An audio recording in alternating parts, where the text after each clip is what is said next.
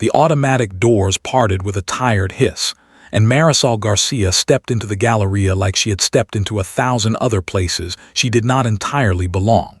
She was 53 years old, 3 months widowed, and 4 years into the kind of exhaustion that sleep does not cure. Her sneakers had been resoled twice. Her coat was her daughter's old coat, taken in at the seams by a woman at the church who could not keep a job but could keep a needle steady. In her arm she carried a small plastic bag from Footgear, the receipt folded into her palm, the boxed boots cradled against her ribs like an infant she could not afford to drop. Marisol had not come to the mall to be looked at. She had come because her granddaughter, Yara, had grown 1.5 inches in 3 months, and the boots her late daughter had ordered online on a payment plan were already too tight at the toes. Yara had worn them to school for a week anyway, limping a little, making jokes, because she had inherited her grandmother's pride and her mother's stubbornness, and a 12-year-old's terrible instinct for pretending pain was not pain. Marisol could not watch it another day. She had driven 40 minutes in a car that rattled, parked in a lot that smelled like gasoline and old rain, returned the boots without incident in 7 minutes flat, and was now on her way back out to her car with a refund receipt in her pocket and Yara's new boots tucked under her arm. She had not done anything wrong. She was seconds from learning what it felt like to be told that nobody cared. The exit she had chosen was the wide double doors beside the customer service desk, where a tired woman in a red vest was arranging a small rack of welcome coupons. Marisol was 15 feet from freedom when a hand landed on her shoulder. It was not a violent hand. It was the hand of a man who had been told, in his last performance review, to be careful with his hands. "Ma'am," the man said, "excuse me, can you stop for a second?" He was wearing a black polo with the Galleria crest, his badge swinging on a thin lanyard, his earpiece curling against his cheek like a question he had been holding all morning. He was in his mid-40s, broad through the shoulders, dark-skinned, with the kind of face that had learned to arrange itself into authority, because authority was a language that recognition paid for. His name was Marcus Whitfield, and he was the senior security shift lead on Tuesdays, which was the slowest shift, which was the shift on which a man with a sick daughter and an upside-down mortgage, and a manager who had stopped pretending to value him, could lose the thread of who he was. Marcus had watched her on the camera, not her specifically. He had watched a woman in a long coat, carrying a single bag, walking briskly toward an exit without browsing, and his training had done what training does. He had been told, in 3 meetings across 2 months, that shrinkage was up 7% across the regional properties who hired his company, that loss prevention officers were seeing a pattern of walk-in thefts committed by what corporate called foothill shoppers, meaning visitors who entered from the parking deck, took one high-ticket item from an unguarded display table near a mall entrance, and exited without so much as touching a store. He had been told that his job was to disrupt that pattern. He had been told, by a manager with a shaved head and a habit of looking at his phone mid-sentence, that if the pattern did not break, the Galleria's anchor tenant would leave, and if the anchor tenant left, the property's security contract would be cut, and if the security contract was cut, Marcus was going to lose the kind of job that lets a man keep his daughter in a pediatric hospital for as long as her treatment runs. Marcus's daughter was 8. Her name was Naomi.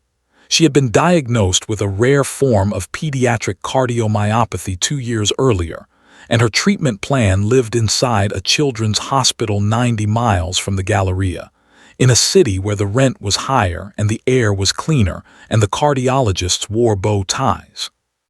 Marcus drove there every other weekend, slept in his car, ate vending machine turkey sandwiches, and came back with a different kind of tired each time, the kind that erodes a man's center of gravity without him noticing until one morning he finds himself writing a hand on a woman's shoulder with more pressure than he meant to use. In his ear, his supervisor, Lena Park, was already talking. Marcus had pressed his earpiece the moment he stepped onto the concourse. That was the protocol. Get close, Identify, advise, listen. Lena's voice was the bored, authoritative voice of a woman who had been doing this job longer than Marcus had, longer than his daughter's diagnosis, longer than his marriage, which had ended 2 summers earlier when his wife, in a kitchen that smelled like onions, said the words, "I cannot be married to a man who is always gone," in the same way someone says the words, "I have caught a cold." "In the bag," Lena said. "What's in the bag?" "Open it on the bench by customer service. Don't let her turn toward the parking deck. If she runs, do not chase. If she reaches into the bag, step back and call code 7. Marcus did not want to do any of it. He wanted to take his earpiece out, fold it into its plastic case, sit on the bench beside Marisol, and ask her how her day was actually going. He did not do that. He did what he had been hired to do, because what he had been hired to do was the only thing standing between his daughter and a hospital billing office that did not accept payment plans for cardiomyopathy in 8-year-olds. "Ma'am," he said again, his voice flatter than he meant, "I'm going to have to ask you to open that bag and step over here, away from the doors." Marisol looked at him. Her first thought was not embarrassment. Her first thought was confusion, the kind that comes when your body has been moving toward an exit and a stranger inserts himself between your body and that exit without invitation. Her second thought was the small, bitter recognition that she had been through this before, not this exact moment. Something close enough in shape that her body understood the choreography before her mind did. She had been through grocery store aisles where teenage boys in red vests looked at her unscanned, can of soup as though the can had stolen something. She had been through Walmart greeters who wished her a good day through a smile that was not for her.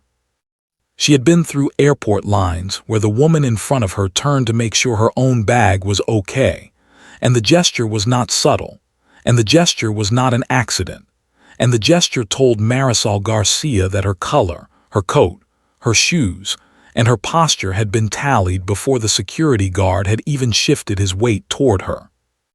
"Mister," she said, "I have a receipt in my pocket. I just came from Footgear. I am taking my granddaughter's boots to my car." Marcus did not hear her. Or he did, but the word boots was too small to break through the working belief inside his head that this woman's bag contained something that would cost him his job.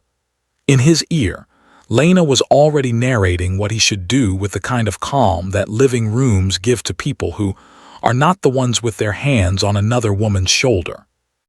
"Open the bag, Marcus. Don't ask her questions. Just open the bag. I need eyes on whatever is in there." Marcus held his hand out. "Open, please," he said. "I am not going to take it from you. Just open it so we can see." Marisol's chest tightened, not from fear, from the other thing. The one she had been carrying for 11 months, the one she had not told her children about because her children had their own children now, and her children were tired in the ways children become tired when their mother stops being the load-bearing wall and starts being a person who attends her own doctor's appointments in secret. The tightness climbed her sternum like a fist. Her face did not change. Her breathing stayed even because Marisol Garcia had learned to breathe through things that did not want to be breathed through. And she breathed through this one now, in the wide tiled corridor of the Galleria, while a man in a black polo held his hand out and waited for her to open a bag that contained boots. She opened the bag. Marcus looked at the boots. They were kids' boots. They were pink at the toe. They were not concealed. They did not have security tags. They did not have price stickers peeled crooked.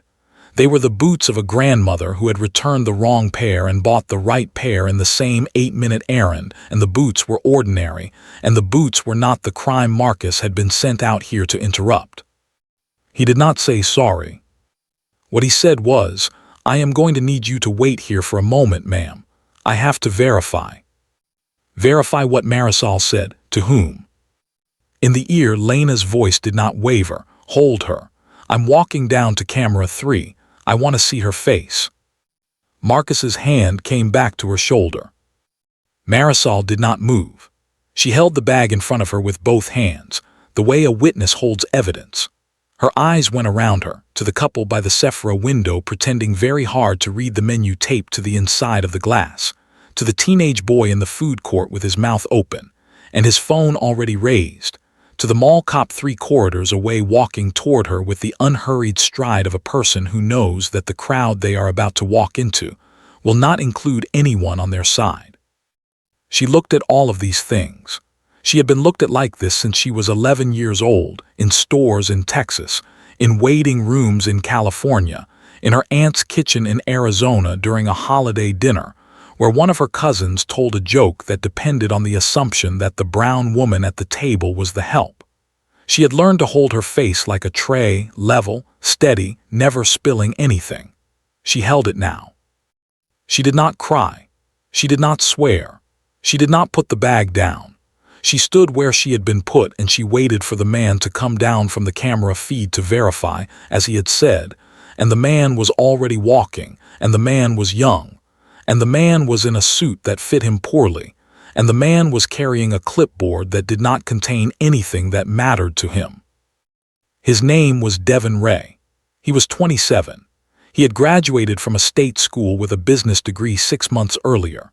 He had been hired as a regional asset protection manager for the conglomerate that owned the Galleria, and the job was his first real job, and the job had taught him the words foothill and pattern of life and vulnerable entry point in the same semester that his fiancée had quietly moved her toothbrush out of his bathroom. He was not a cruel person. He was a person so early in his career that cruelty had not yet had a chance to introduce itself as anything other than protocol. In the camera feed, Lena's voice, Devin said, is suggesting the merchandise may be unpurchased. Hold her. I want to look at it. Marcus did not look away from Marisol.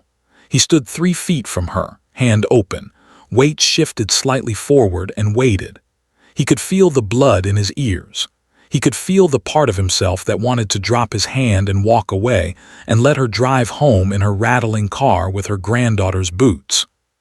He could also feel the part of himself that was thinking about Naomi's most recent bill, the one that had arrived on Saturday with a figure on it that looked like a typo and was not a typo, the figure his savings could not absorb, and his credit could not float, and his wife's alimony could not bridge.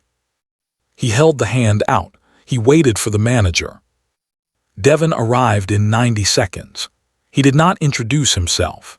He took the bag from Marcus, opened it the way a man opens a bag he has been told contains a snake, looked at the boots, looked at Marisol, looked at the boots again, then looked at Marcus in a way that made Marcus want to disappear from his own skin. "Ma'am," Devin said, "where did you purchase these?" "Footgear," Marisol said. "Second floor, I have the receipt."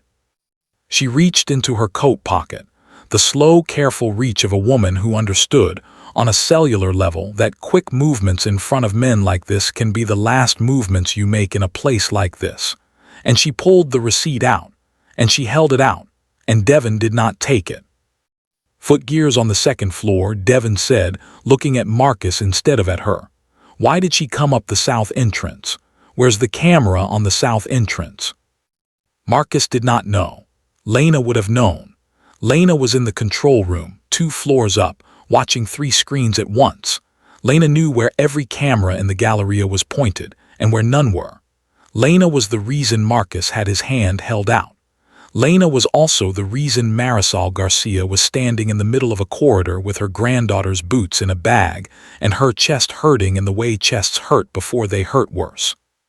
"You can read the receipt," Marisol said. "The name of the cashier is on the receipt. I do not have to prove my innocence in this hallway." Devin looked at her. He looked at her the way a man looks at a complication. "Ma'am," he said, "we are not accusing you of anything. We have a procedure." "Then do the procedure," Marisol said. "I will wait." 23 people heard her say that. 23 people were in the corridor. 23 people had the option of saying something, which is the option that most people in corridors do not take, because most people in corridors are afraid of becoming the next person in the corridor who is the subject of the next conversation. 23 people looked at their phones. 23 people told themselves a story that made their inaction custom fit. 23 people walked past. 23 people were not heroes. 23 people were ordinary in the way ordinary is the majority of the species on every continent where mall corridors exist. One person stopped. The person who stopped was not on his way anywhere important. The person who stopped was on his way to a watch boutique on the 4th floor to pick up a watch his sister had sent him in for a battery replacement. And the person had been looking at the floor of his own shoes for the last 40 feet, because the person had been thinking about a script he had read the night before. A script about a man who builds a church by hand in a town that has forgotten what churches are for. And the person had wanted to talk to his sister about the script. And the person had been rehearsing the conversation in his head when his peripheral vision had caught a woman standing still in a corridor that was designed for the uninterrupted passage of bodies toward exits. The person stopped. The person's name was Keanu Reeves. He was wearing a black knit sweater with the collar of a white t-shirt visible at the neck. He was wearing dark jeans. He was wearing sneakers that had been broken in by 10,000 miles of walking through airports. He was wearing reading glasses that he had bought at a pharmacy in Toronto 4 years earlier. He was carrying nothing in his hands because he was on his way to a 4th-floor boutique to pick up a watch he had not bought, and the boutique would put the watch in a small velvet bag, and the bag would be the first thing he would carry all day.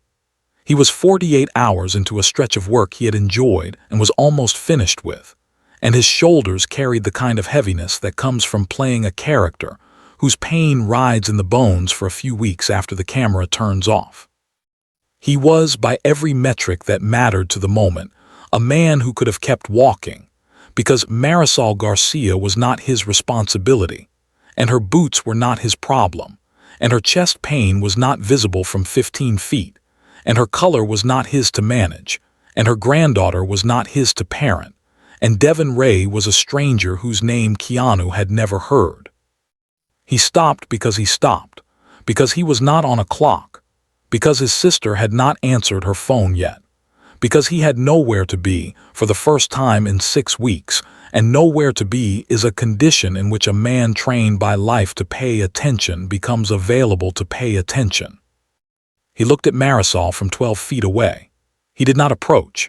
He read her posture the way a man reads the posture of a person he has seen hurt before, in waiting rooms, in hospital corridors, in the long stretch of late nights when his own grief had rearranged his spine. He saw a woman holding a bag with the same care most people hold their children. He saw a woman standing the way a person stands when their body is asking them to sit down, and the room is refusing to let them sit down. He saw a security guard whose hand was still raised, and whose eyes were asking for instructions from someone who was not in the room. He did not step forward. He waited because waiting was the difference between the kind of interference that helps and the kind of interference that turns a hallway into a stage. He watched Marisol's shoulders rise and fall. He listened with the trained ear of a man who had once spent 4 months learning to look like a man who had once lost a daughter in a film about grief for the pattern of her breath. He heard it. The pattern was uneven. The pattern was climbing. The pattern was the pattern of a body in distress that had decided to be dignified about the distress, so the room would not see the distress as the room's fault. He took 2 steps forward. He did not look at Derek, who was not yet named Derek in Keanu's mind, because looking at Derek would have been the first move in a sequence in which Devon becomes the subject of the scene. He looked at Marisol only. "Excuse me," he said, and his voice was not loud, and his voice was not the voice of a man who was about to do anything. His voice was the voice of a man who drove his sister to her chemotherapy appointments without asking for credit, the voice of a man who had learned to wait on people who needed waiting on. "Ma'am, do you need a chair?" Marisol did not look at him. She was holding the bag in front of her with the care with which she held things she could not afford to lose. The chest pain was now a band, not a fist. The band wrapped her low around the sternum, and the band did not behave like a panic attack. Panic attacks climbed from the stomach upward and arrived at the throat. This band had arrived at the sternum and refused to move. The band had a history. The band had shown up at her mother's house 11 months earlier, the night her mother died.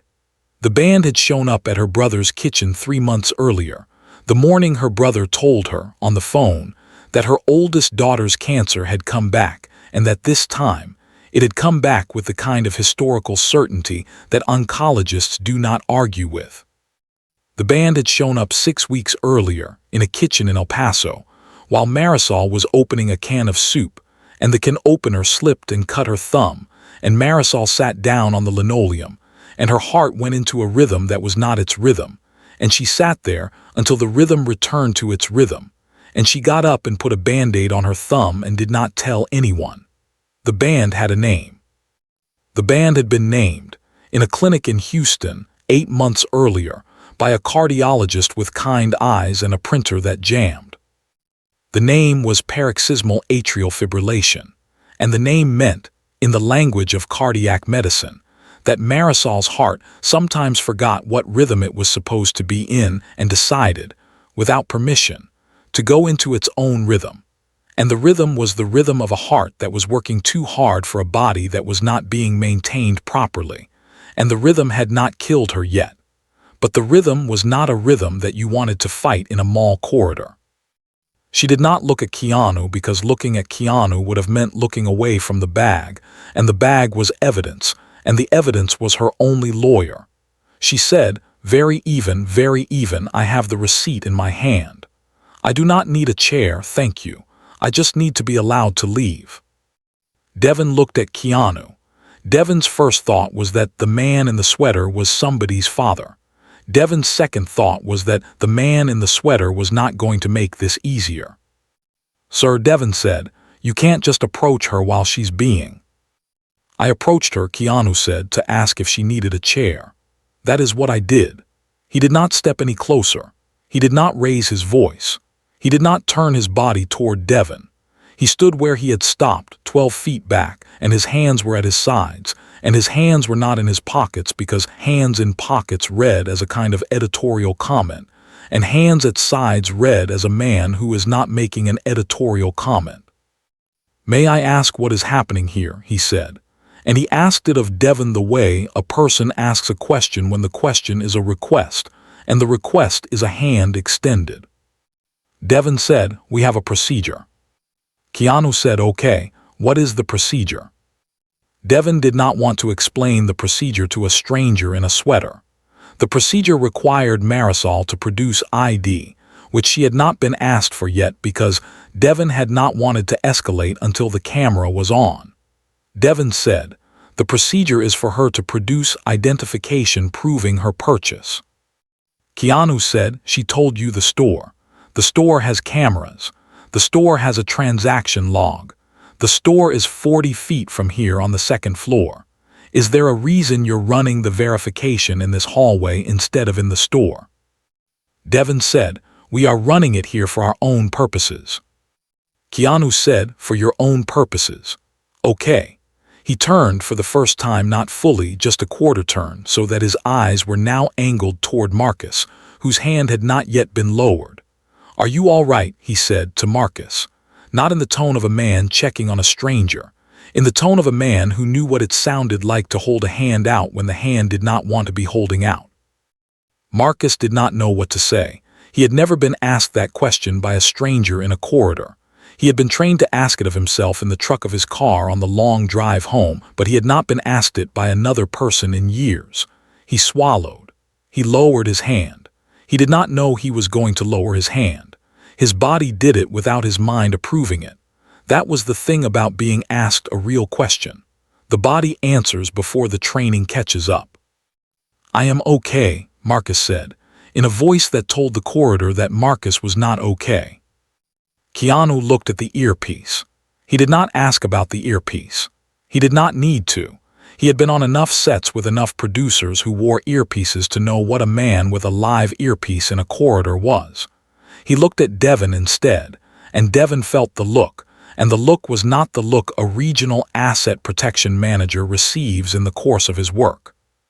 The look was the look a man receives when another man is reading him at a frequency Marisol could not read at, And Keanu was reading Devon as a man whose confidence was borrowed, and whose posture was rented, and whose clipboard was prop furniture. "Can I see the receipt?" Keanu said to Marisol. "Not to verify it for you, so I can hold it while you stand down.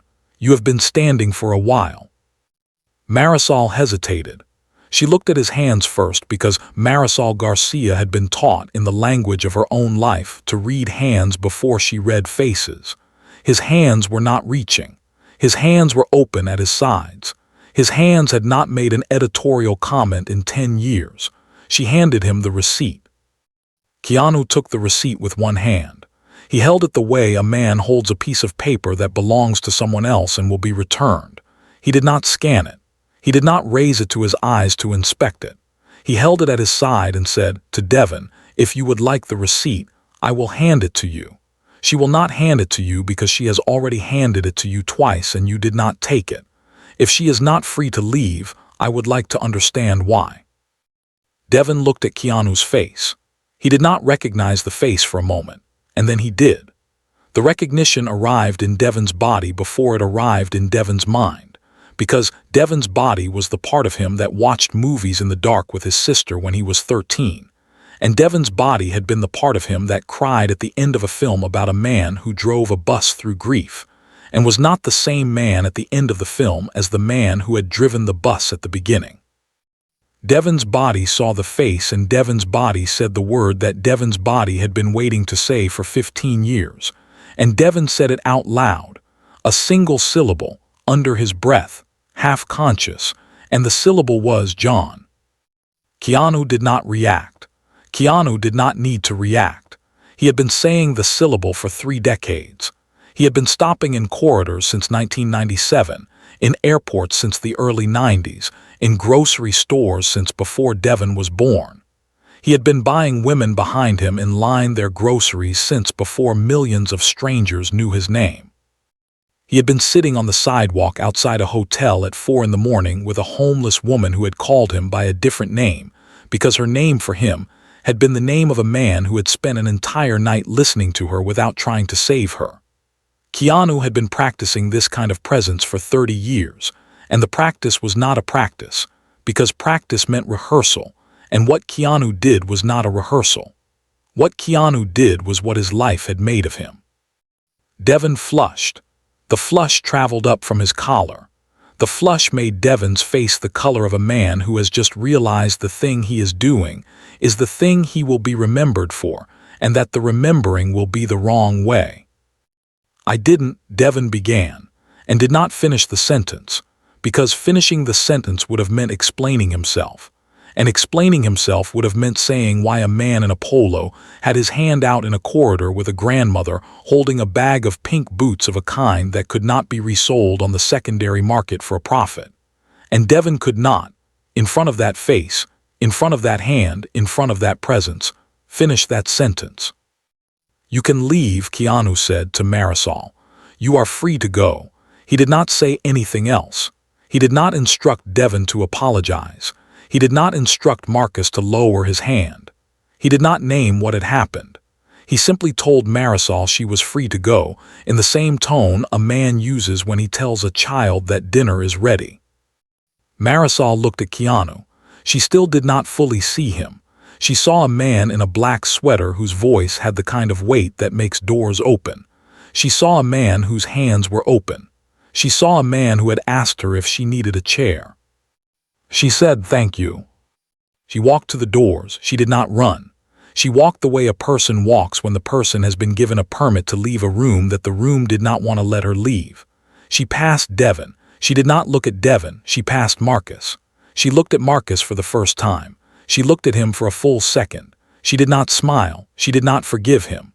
She looked at him with the kind of look a person gives to a tree that fell on her house during a storm. She saw him. She saw his hand. She saw his earpiece. She saw his eyes. She walked through the doors and out into the parking deck, where the air was the kind of air that smells like rain and gasoline even when it has not rained. She got into her car. She put the bag on the passenger seat. She put her hands on the wheel. She did not start the car immediately. She sat for 60 seconds with her hands on the wheel, and the band across her chest tightened by another quarter inch. Not because of what had just happened, but because of the 8 months before what had just happened, which had been 8 months of being a woman who could not afford cardiology and did not want to be a burden to her daughters, and was, by every metric her cardiologist had used, a candidate for the kind of episode the band had been promising her for the better part of a year. She started the car. She drove home. She did not tell anyone. She had not told anyone. She had been telling no one for 10 months because telling someone would have meant she needed someone, and needing someone in a family of women who were already tired was a sin Marisol had decided she would not commit. Keanu watched her leave. He watched Devin turn. He watched Devin not meet his eyes. He watched Marcus take a step back like a man releasing himself from a hook.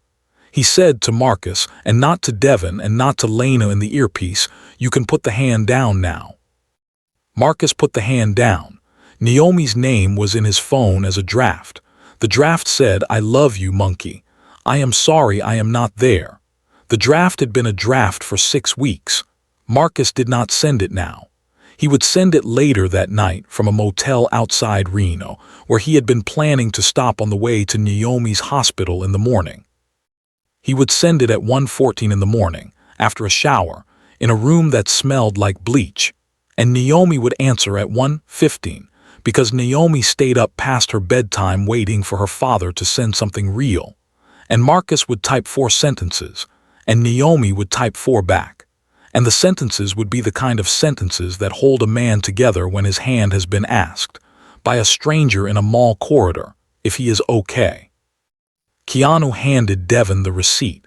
He did not add commentary. He did not say what could have been said, which was, "You will remember this when you are a father yourselves, and you will think about the woman with the boots, and you will think about the man with his hand out, and you will think about how easy it was for both of those people to become the wrong thing." He did not say that. He put the receipt back into Marisol's coat pocket the way it had been folded, because the receipt was Marisol's, and Devin had not earned the keeping of it. Then he walked, at the same pace he had been walking before he had stopped, toward the watch boutique on the 4th floor, where his sister's watch sat in a velvet bag behind a glass counter, and a saleswoman named Renee was waiting, having heard none of the conversation, having seen none of the corridor, knowing only that a man had arrived who always arrived on time and who always thanked her by name when he left. The corridor was empty by the time he reached the escalator. Devin had gone back up to his office.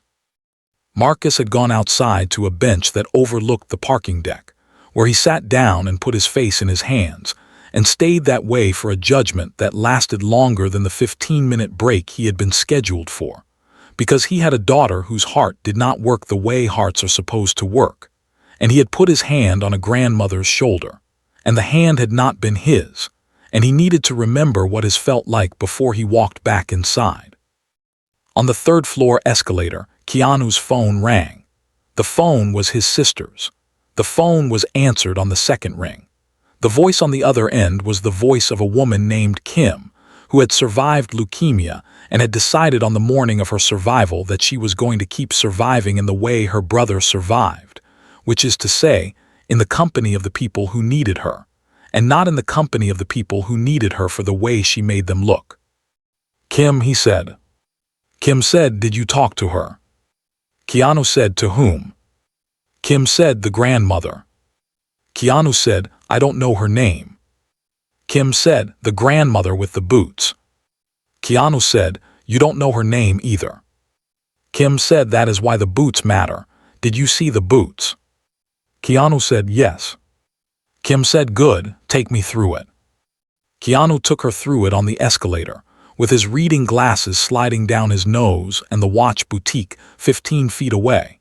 He told her the boots had been kids' boots, and she had had a receipt, and the security guard had been instructed to verify in a corridor instead of in a store. He told her the manager had been 27, and had the kind of name that meant he had been named after a place that wanted to be remembered as a kind of car. He told her the woman had not cried, and he told her the part where the breath had climbed and the posture had stayed level, and he told her the part where the man had put his hand down because his hand had been asked if he was all right. Kim said, "Will she be okay?" Keanu said, "Physically, probably. I don't know about the rest." Kim said, "Did you give her anything?" Keanu said, "I gave her the space to leave." Kim said, "That is not nothing." Keanu said, "It is not enough." Kim said, "It is not enough, so you will call her." Keanu said, "I will not call her. She did not give me her name." Kim said, "Her name is not the point. The point is the woman with the boots. The point is the band across her chest. The point is you saw both." Keanu said, "I will see her again or I will not. If I will, I will know how. If I will not, the empty space is hers." Kim said, "Then leave the empty space." Keanu said, "I will." They hung up. Keanu walked into the boutique. Renee handed him the velvet bag. He thanked her by name. He took the bag down to the parking deck. He did not see Marcus. Marcus had already gone. Marcus would return to Galleria the next Tuesday, and he would wear the same uniform, and he would keep his hand down. And the cost of keeping his hand down would be that next week. A woman in a long coat with a single bag would walk past him without a word, and he would not raise his hand. And Lena would ask in his ear why he had not raised his hand, and Marcus would say, into the dead air of his earpiece, the only sentence he had been waiting 11 years to say out loud in a building where he had once said the opposite of it, which is the sentence, "She is not ours to keep." Marisol drove home. The drive was 40 minutes of road that did not change. The road stayed the same. The road did not know what had happened in the Galleria. The road did not know that a grandmother had been stopped in a corridor with her granddaughter's boots in her arms, because a loss prevention algorithm had trained a security guard to mistake a grandmother for a pattern. And the road did not know that the algorithm had worked and had failed, and that the woman who had been mistaken had driven home with her chest hurting in a way her chest had been hurting for 10 months, in a way that, in 9 months, she would not be alive to feel. The road could not know this. The road was only road. The car was only a car. The band was only a band. Marisol got home at 6:17 in the evening.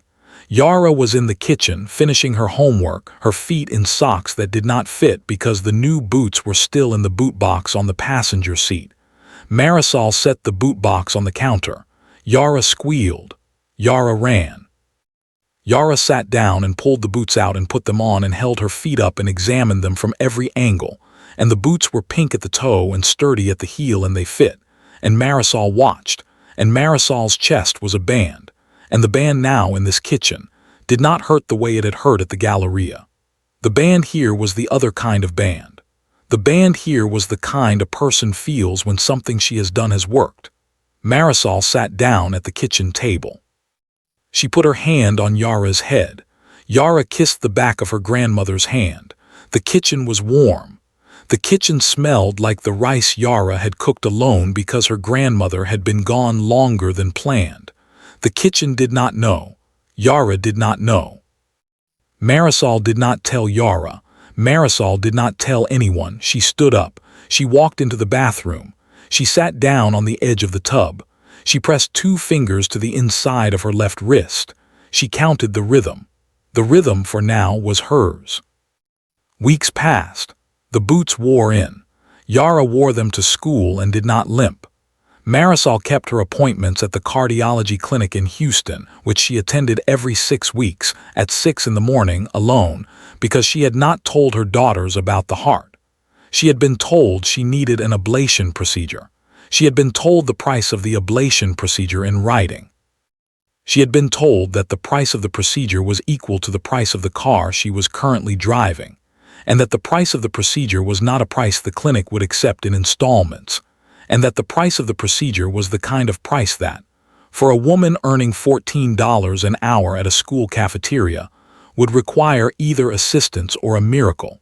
And Marisol had made a quiet decision, at some point between the receipt and the kitchen, that she would rather have the car than have the procedure, because the car was the car her daughter had been in when her daughter died, And the procedure was the procedure her mother had been in when her mother died.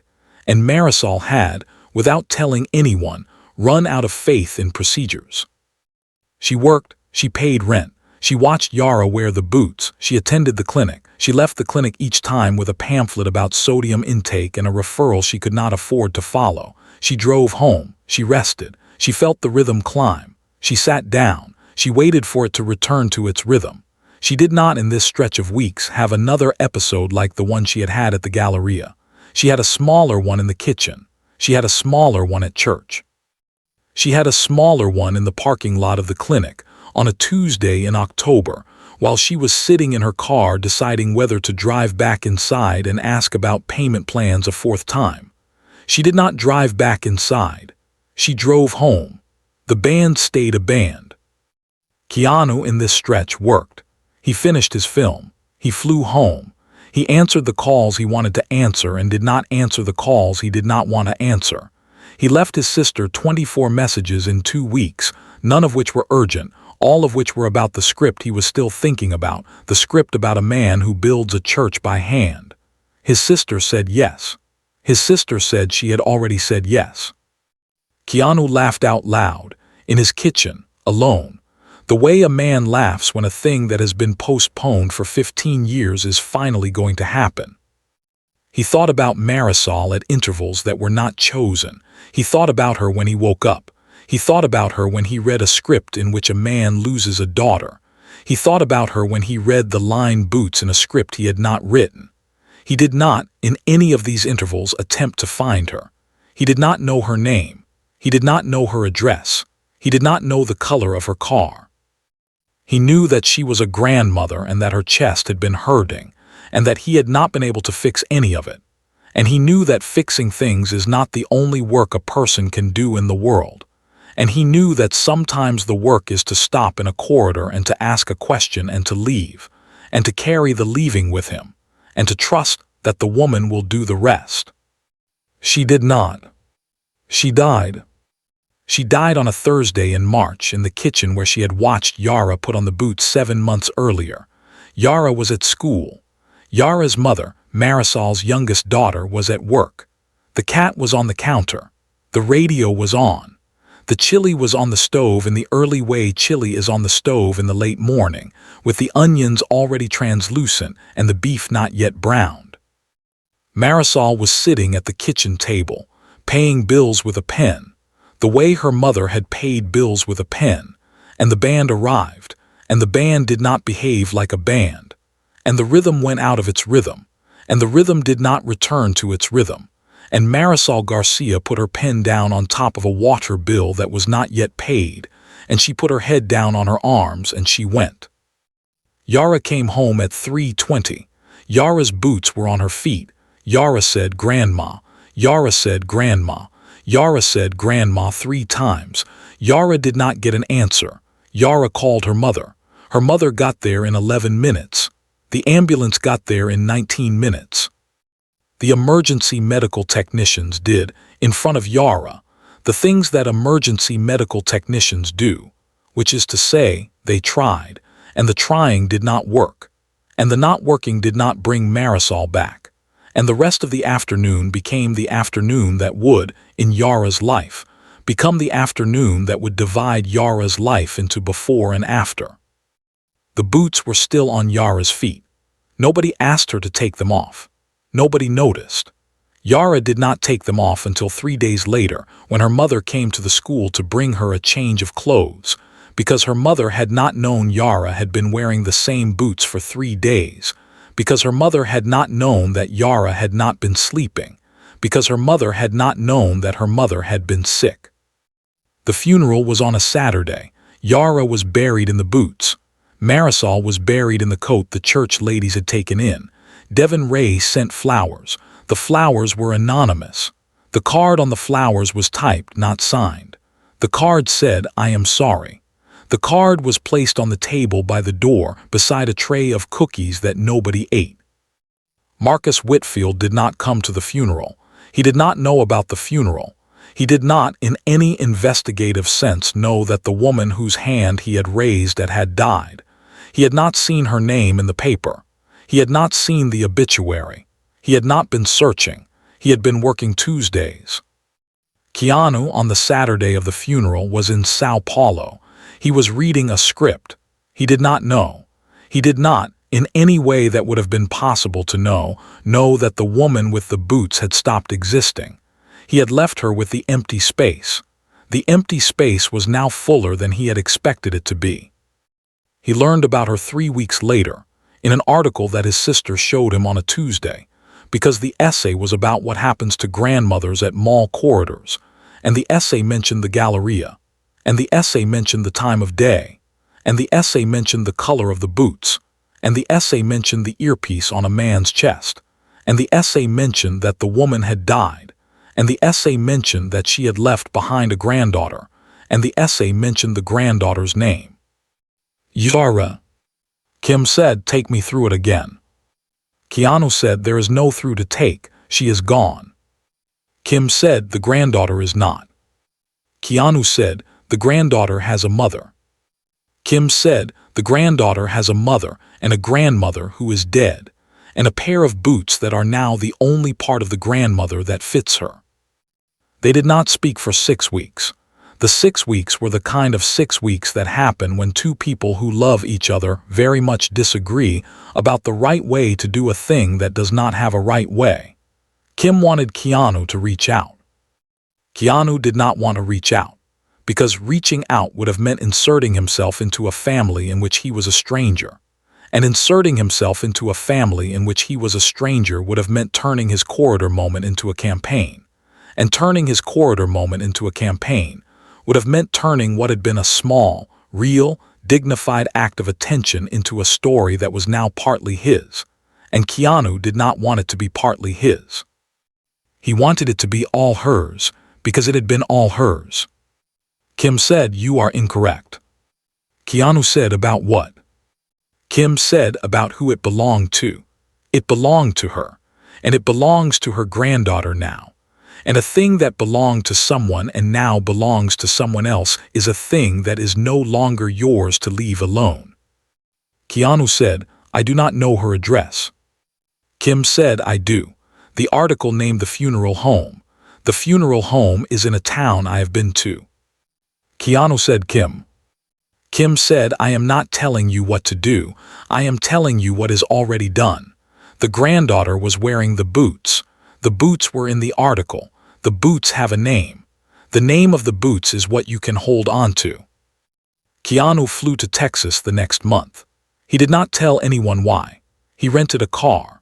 He drove 40 minutes outside a city whose name he would not later remember, in the same way he would not remember the kind of coffee the diner near the funeral home served. He parked outside the apartment building where Marisol had lived for 19 years.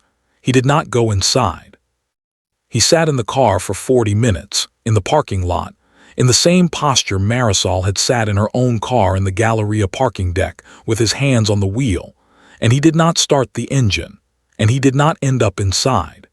He sat in the car, and the band was not his, and the chest was not his, and the boots were not his, and he sat for 40 minutes because what he had come to do did not need to be done. He drove away.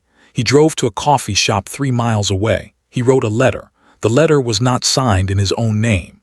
The letter was signed with the initials of a man who had stopped in a corridor and had not been able to stop his mind from circling.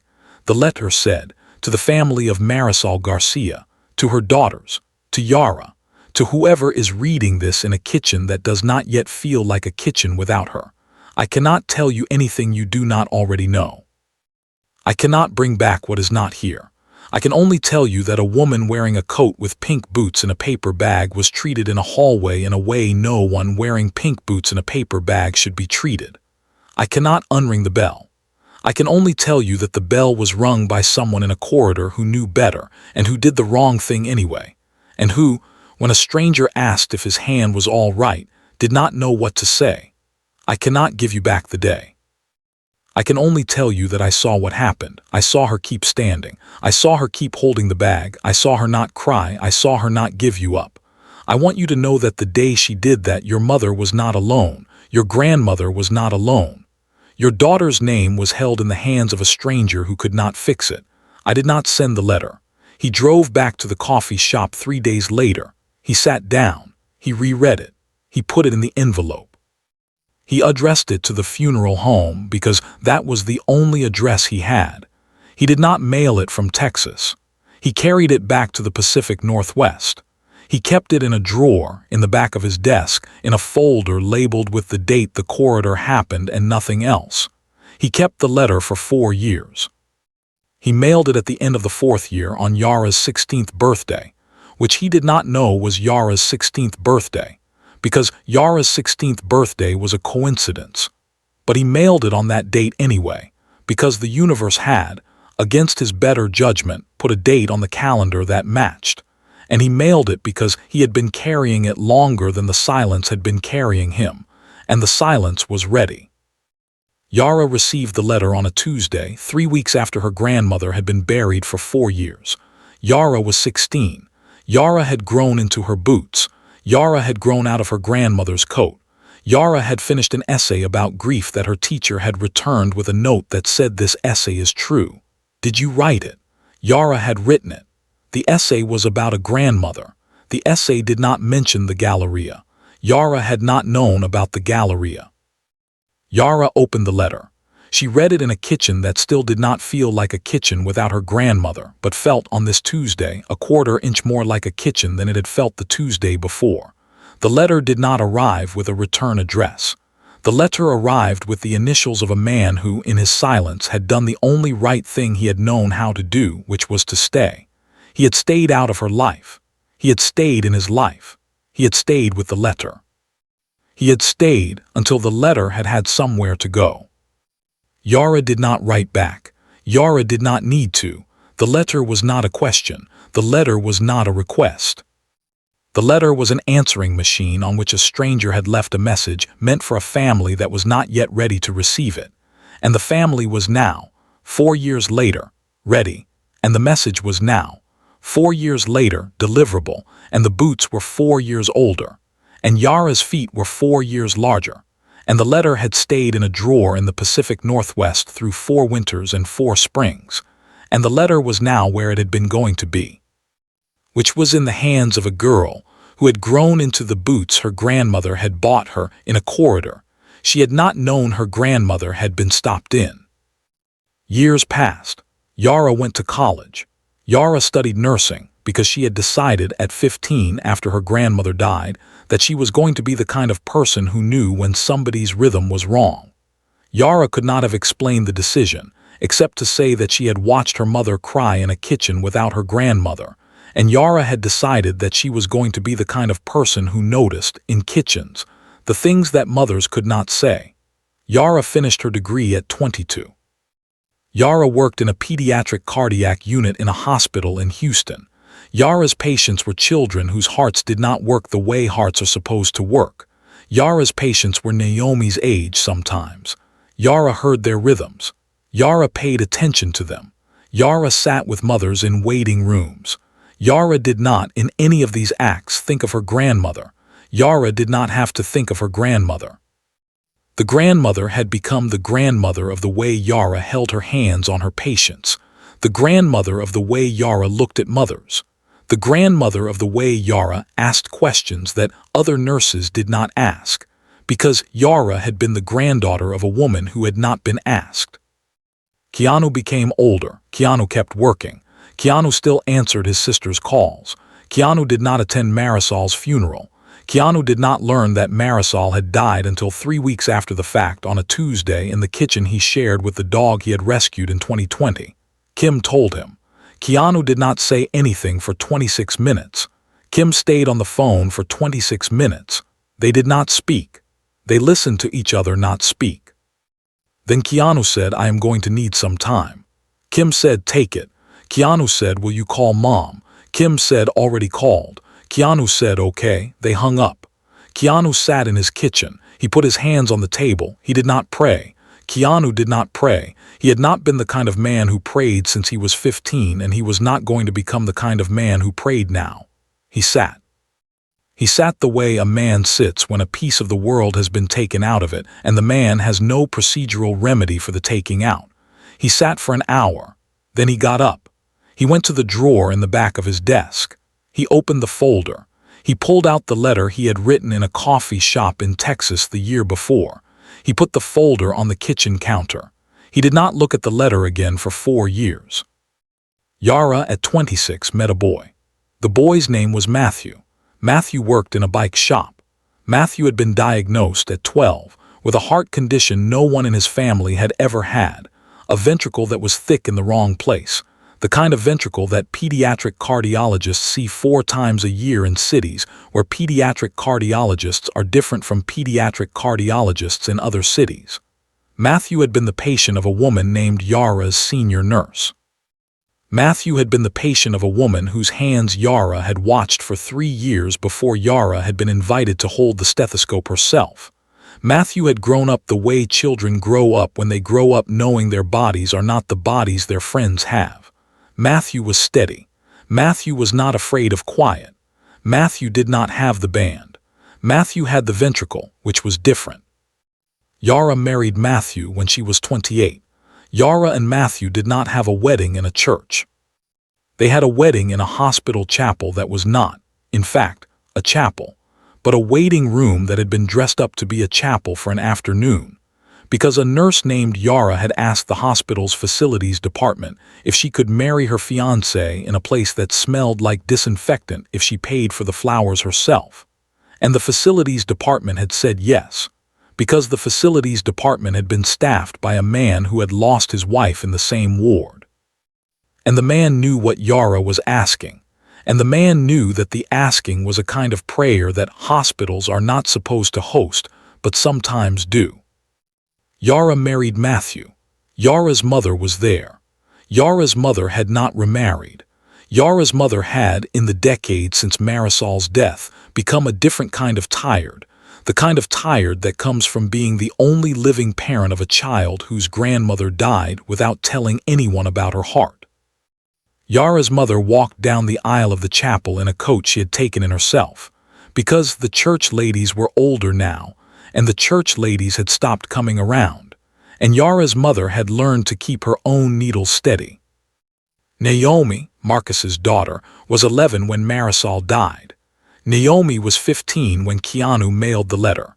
Naomi was 19 when she read the letter, because Marcus had not told Naomi about the letter when Naomi was 16. Marcus had not told Naomi about the letter at all.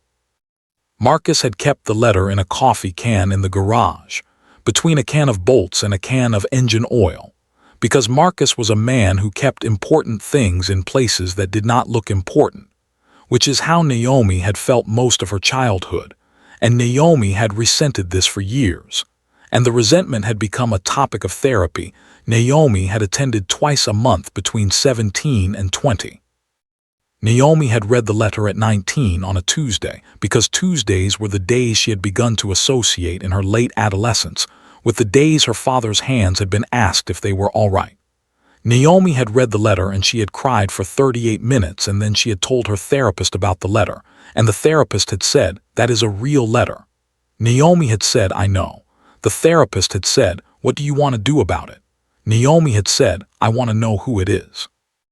Marcus, on a Tuesday in November of Naomi's 19th year, took Naomi to the Galleria. Naomi had not been to the Galleria before. Naomi had not wanted to go. Naomi had wanted to know who the letter was from, and Marcus had not been able to give her an answer. And Marcus had driven her to the Galleria, because the Galleria was the last place Marcus had worked in a uniform before he had been asked, by a stranger with a sweater, and a face Naomi had not yet seen on a screen, if his hand was all right. Marcus parked in the parking deck. He and Naomi walked to the south entrance. The south entrance had been replaced in 2022. The south entrance was now made of glass. Marcus stood at the doors. He did not go inside. He pointed to the corridor inside. He told Naomi where the security desk was in 2014. He told Naomi where the camera had been in 2014. He told Naomi where Marisol Garcia had been standing when his hand was out. Naomi said, "Father." Marcus said, "Yeah." Naomi said, "You did not know her name." Marcus said, "I did not know her name." Naomi said, did you ever find out? Marcus said a few years ago, through a colleague, a woman who runs a security training nonprofit. We talked at a conference. She had picked up the case for a documentary about loss prevention profiling. She told me the name. I have not used it. Naomi said, why not? Marcus said, because using her name would have been making the case about me. The case was not about me. Naomi said, Father. Marcus said, yeah. Naomi said, it is partly about you. Marcus said, I know that now. I did not know it then. Naomi stood in the corridor. Naomi looked down at the tile. Naomi said, the man who wrote the letter, the stranger who asked if your hand was all right. Marcus said, yeah. Naomi said, did he tell you his name? Marcus said, no. Naomi said, did you find out? Marcus said, it took me 9 years through the documentary, through a producer who knew a publicist, through a friend of the publicist who worked on a film where the man had driven a bus. I did not search for him. He was not lost, but his name was not the part of the thing that mattered to me. Naomi said, what was? Marcus said, the part where he asked if my hand was all right. Naomi said, why was that the part? Marcus said, because the question had not been offered to me in 23 years. Because nobody in my chain of command, including my supervisor, including my manager, including my union rep, including the corporate chaplain we had on retainer for 3 months after a customer shoved a pregnant woman in the food court, nobody had asked me if my hand was all right. Because the question was the kind of question that breaks a man open if the question is asked at the right moment, and the question was asked at the right moment, and the man who asked it had not been asking it as a question. He had been asking it as a fact. Naomi said, did you tell him? Marcus said, I told him I was okay. Naomi said, were you? Marcus said, no. Naomi said, did he hear that? Marcus said, yes. Naomi said, then why didn't he say anything? Marcus said, because Naomi.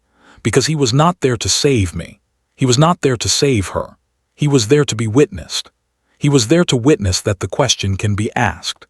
He was there so that 23 years later, in a corridor that no longer has the same tile, you can stand with your father in a doorway and your father can tell you what was asked, and you can decide whether to ask someone else. Naomi did not ask anyone that day. Naomi did not need to. The question was already on the tile. Keanu did not learn that Naomi had stood in the corridor. Keanu did not need to. Keanu had done the thing that Keanu does. The thing that Keanu does is not the thing that is photographed.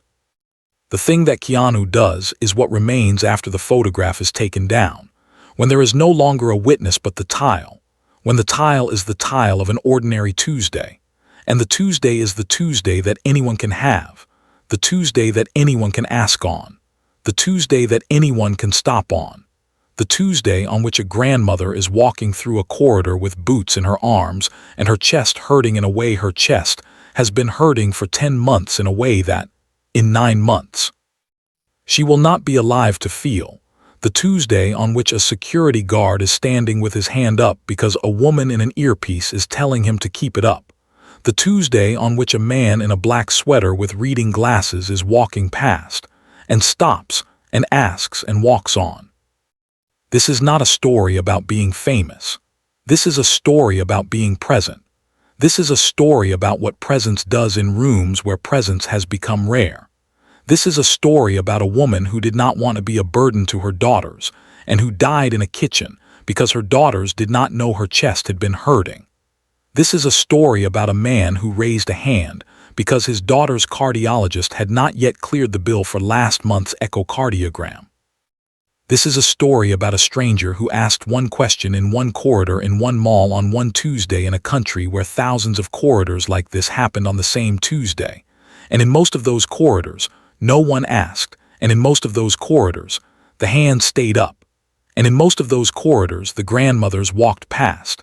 And in most of those corridors, the grandmothers were not stopped, but they were watched.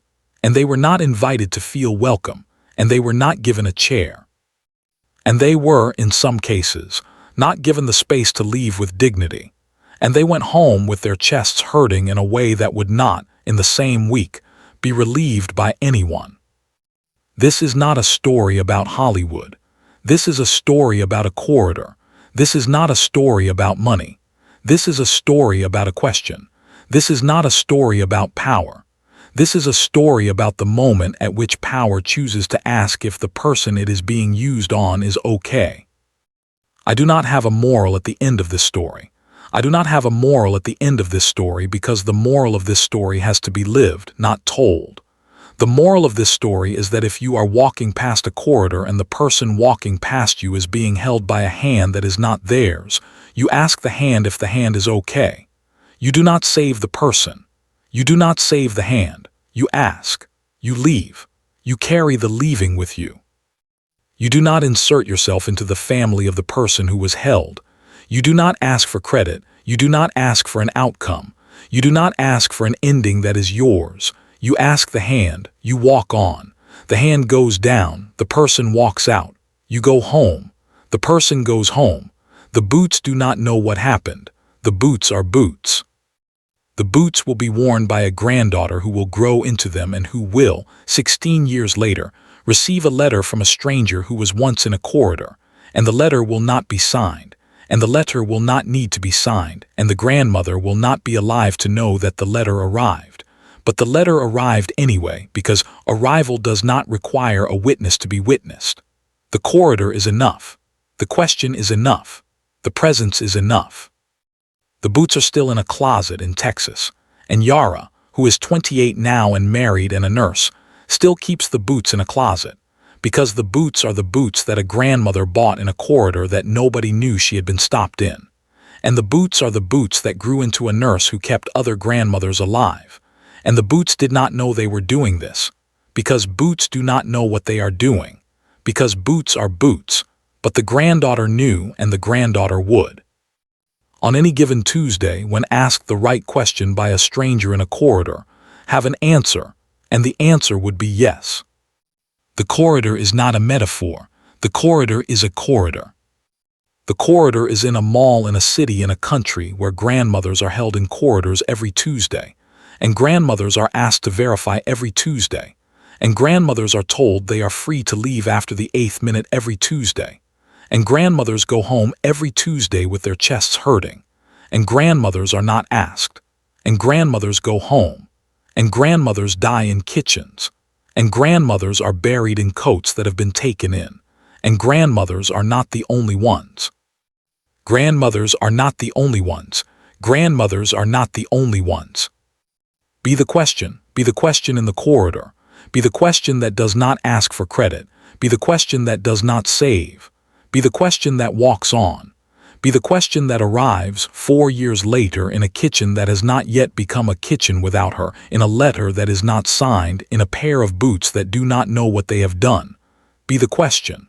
The question is enough. Continue next chunk. But the question had a name, and the name had been on the tile the whole time. The name had been on the tile for 14 years before Yara ever read the letter. The name had been on the tile the day Marisol Garcia walked through the south entrance of the Galleria with her granddaughter's pink boots in a bag, and her chest hurting in a way her chest had been hurting for 10 months. The name had been on the tile the day Marcus Whitfield held his hand out because his supervisor had told him to hold his hand out, and his daughter was in a hospital 200 miles away learning how to count to 10 inside a heart that was learning how to be a heart again. The name had been on the tile the day Devin Ray walked down from camera 3 with a clipboard that did not contain anything that mattered to him. The name had been on the tile the day Keanu Reeves stopped in a corridor and asked a man if his hand was all right. The name was Yara. The name had been on the tile because Yara had been the boots. Yara had been the reason Marisol had driven 40 minutes in a rattling car. Yara had been the reason Marisol had walked into the Galleria with a receipt in her pocket. Yara had been the reason Marisol had stood in the corridor with her chest hurting. Yara had been the reason the boots had been in the bag. Yara had been the reason the bag had been opened. Yara had been the reason the boots were pink at the toe. And Yara had been the reason Marisol had not put the boots down when the man with the badge had asked her to put the boots down, because the boots were Yara's. And Marisol Garcia was the kind of grandmother who did not put down the things that were her granddaughter's. The name showed up in a phone call that Keanu did not answer. The phone call came on a Wednesday in November, 3 weeks after the letter had been opened in a kitchen in Texas by a granddaughter named Yara. 3 weeks after the letter had been read for the first time by a girl whose feet were now too big for the boots inside the envelope. 3 weeks after the letter had been folded back into its envelope and slid back into a drawer in a kitchen in Texas that Yara shared with her mother. 3 weeks after Yara had stood in the kitchen and read the letter 3 times and had not known what to do with the letter, because the letter was not signed, and the letter was not addressed, and the letter had been written in a hand that had wanted to arrive but had not yet arrived. And Yara had stood in the kitchen with the letter in her hand, and had felt the boots in the closet across the hall feel heavier in the closet, the way a thing feels heavier in a room when a room begins to know what the thing is.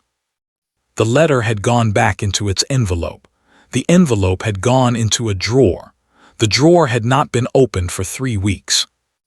The phone call was from a woman named Yara's cousin, who had been the woman who had answered the door of the funeral home on the day of the funeral, 14 years earlier, and who had heard Devin Ray's typed card and had not known what to do with the typed card, and had kept the typed card in a tin on her dresser for 14 years.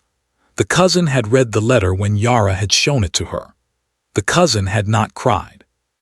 The cousin had been the cousin who had been a midwife in Houston for 30 years, and the cousin had been the cousin who had delivered Yara, and the cousin had held Marisol's wrist the morning Marisol had died, because Yara had been at school, and Yara's mother had been at work, and the cousin had been on the phone with Yara's mother when Yara's mother had said she is on the floor, and the cousin had driven across town in 11 minutes, and had been there when the ambulance had not been there.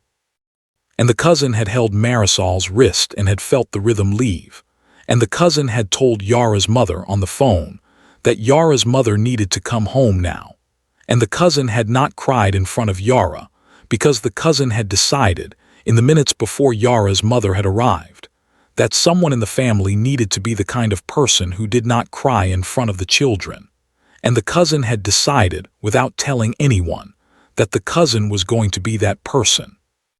And the cousin had been that person for 14 years. The cousin was now 68. The cousin's name was Esperanza. Esperanza had not been at the Galleria. Esperanza had been in Texas the day of the Galleria, driving her daughter to a doctor's appointment in Waco.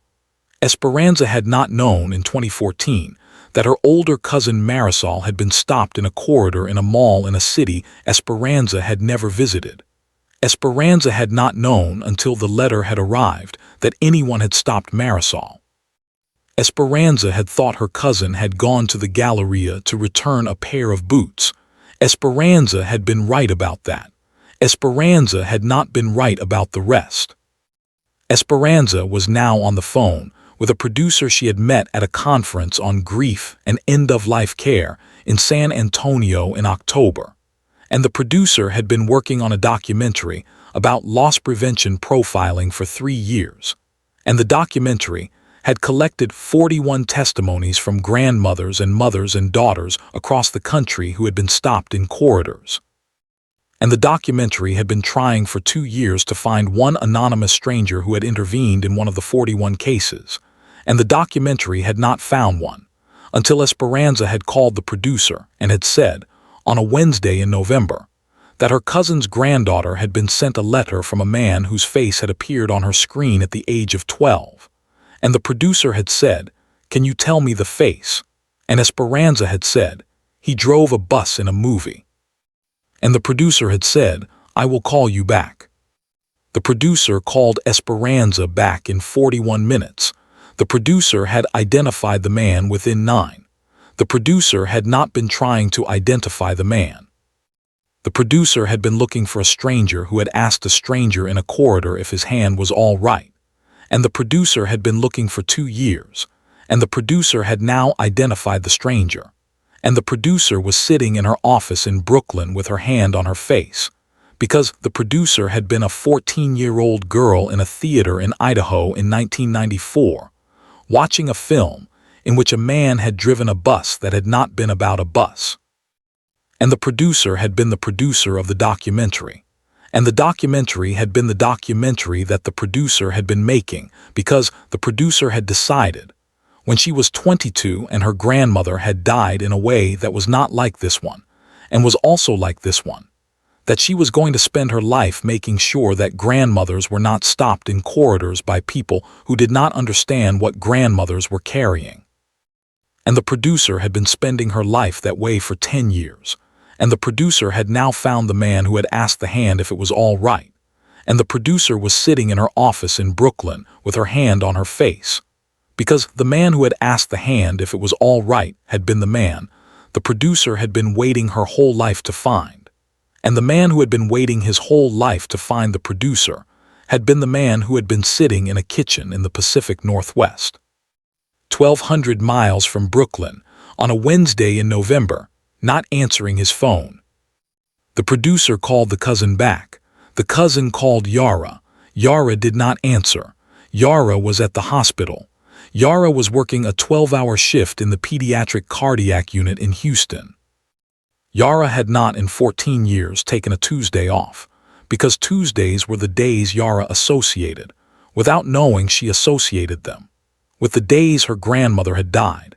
And Yara had been making Tuesdays mean something that they had not yet meant, because Yara had been making Tuesdays mean that she would be at a bedside in a hospital where a mother was sitting with her hand on her child's chest, and Yara would be the nurse who would tell the mother, in a voice that did not raise itself, that the rhythm was returning to its rhythm, and the mother would look at Yara with the kind of look that mothers give to people who have been paying attention long enough to know what rhythm sounds like.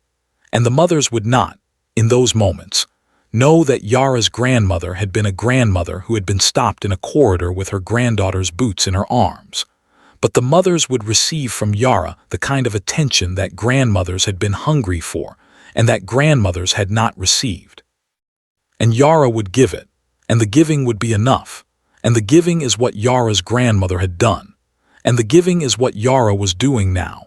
And the giving would, in a year, become the subject of an essay in a publication that was not about nursing but about loss. And the essay would be titled after a question that Yara's grandmother had never been asked in a corridor, but that Marisol had asked every day in kitchens, in waiting rooms, at the clinic in Houston, in the parking deck of a mall that no longer exists by the same name. The question was, "Are you okay?" The question was the only question Marisol had ever asked of anyone. Marisol had asked it of her mother. Marisol had asked it of her daughters. Marisol had asked it of her granddaughter. Marisol had asked it of the cousin who had driven to her house on the morning she had died. Marisol had asked it of her own doctor in a clinic in Houston 8 months before the Galleria. Marisol had asked it of the doctor in a voice that was not her own voice, because Marisol did not trust her own voice in doctors' offices, because Marisol's own voice in doctors' offices had been telling the doctor things that Marisol had not been ready to tell the doctor. And the doctor had asked Marisol, in receipt of the answer, the only question that doctors ask women who are not telling them the truth about what their bodies are doing, which is, "How are you feeling today?" And Marisol had said, in a voice that was not her own voice, that she was feeling fine, that she was not feeling anything at all, that she was feeling the way a person feels when she has decided that the only way she can keep her family from the inside of her own fear is to keep the inside of her fear inside her. And the doctor had said, in a voice that was not surprised, that she would recommend an ablation, and the doctor had written the price down, and the doctor had slid the paper across the desk. And Marisol had folded the paper and put the paper in her coat pocket, and the paper had stayed in her coat pocket for 10 months, and the paper had gone through the wash 3 times, and the paper had, by the time Marisol had stood in the corridor of the Galleria, become a piece of paper that was legible only in certain light, and the legs on the type were faint, and the numbers were not clear, and the price had not been clear. And Marisol had been carrying the price around like a talisman against the procedure she could not afford, and the talisman had not protected her from the rhythm, and the rhythm had done what rhythm does when a heart is not being told the truth, which is that rhythm leaves, and Marisol Garcia's rhythm had left while she had been sitting at a kitchen table paying bills with a pen, and the kitchen had smelled like chili, and the cat had been on the counter, and Yara had been at school. And Yara's mother had been at work, and no one had been watching, and no one had known, and Marisol had gone. The producer in Brooklyn kept calling. Yara did not answer for 3 days.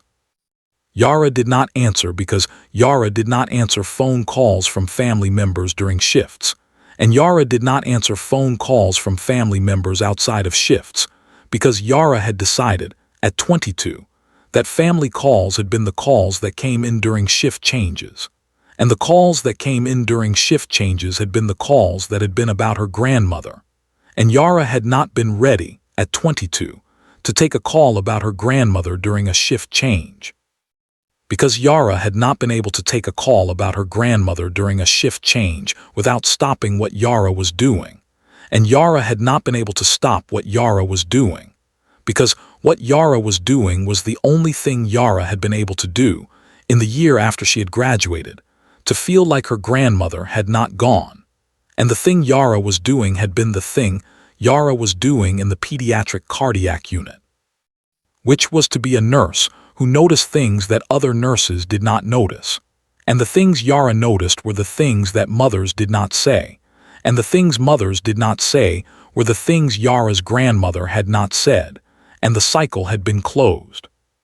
Yara answered the phone on a Saturday in November, at 6 in the evening, in her apartment in Houston, after a shift that had lasted 13 hours.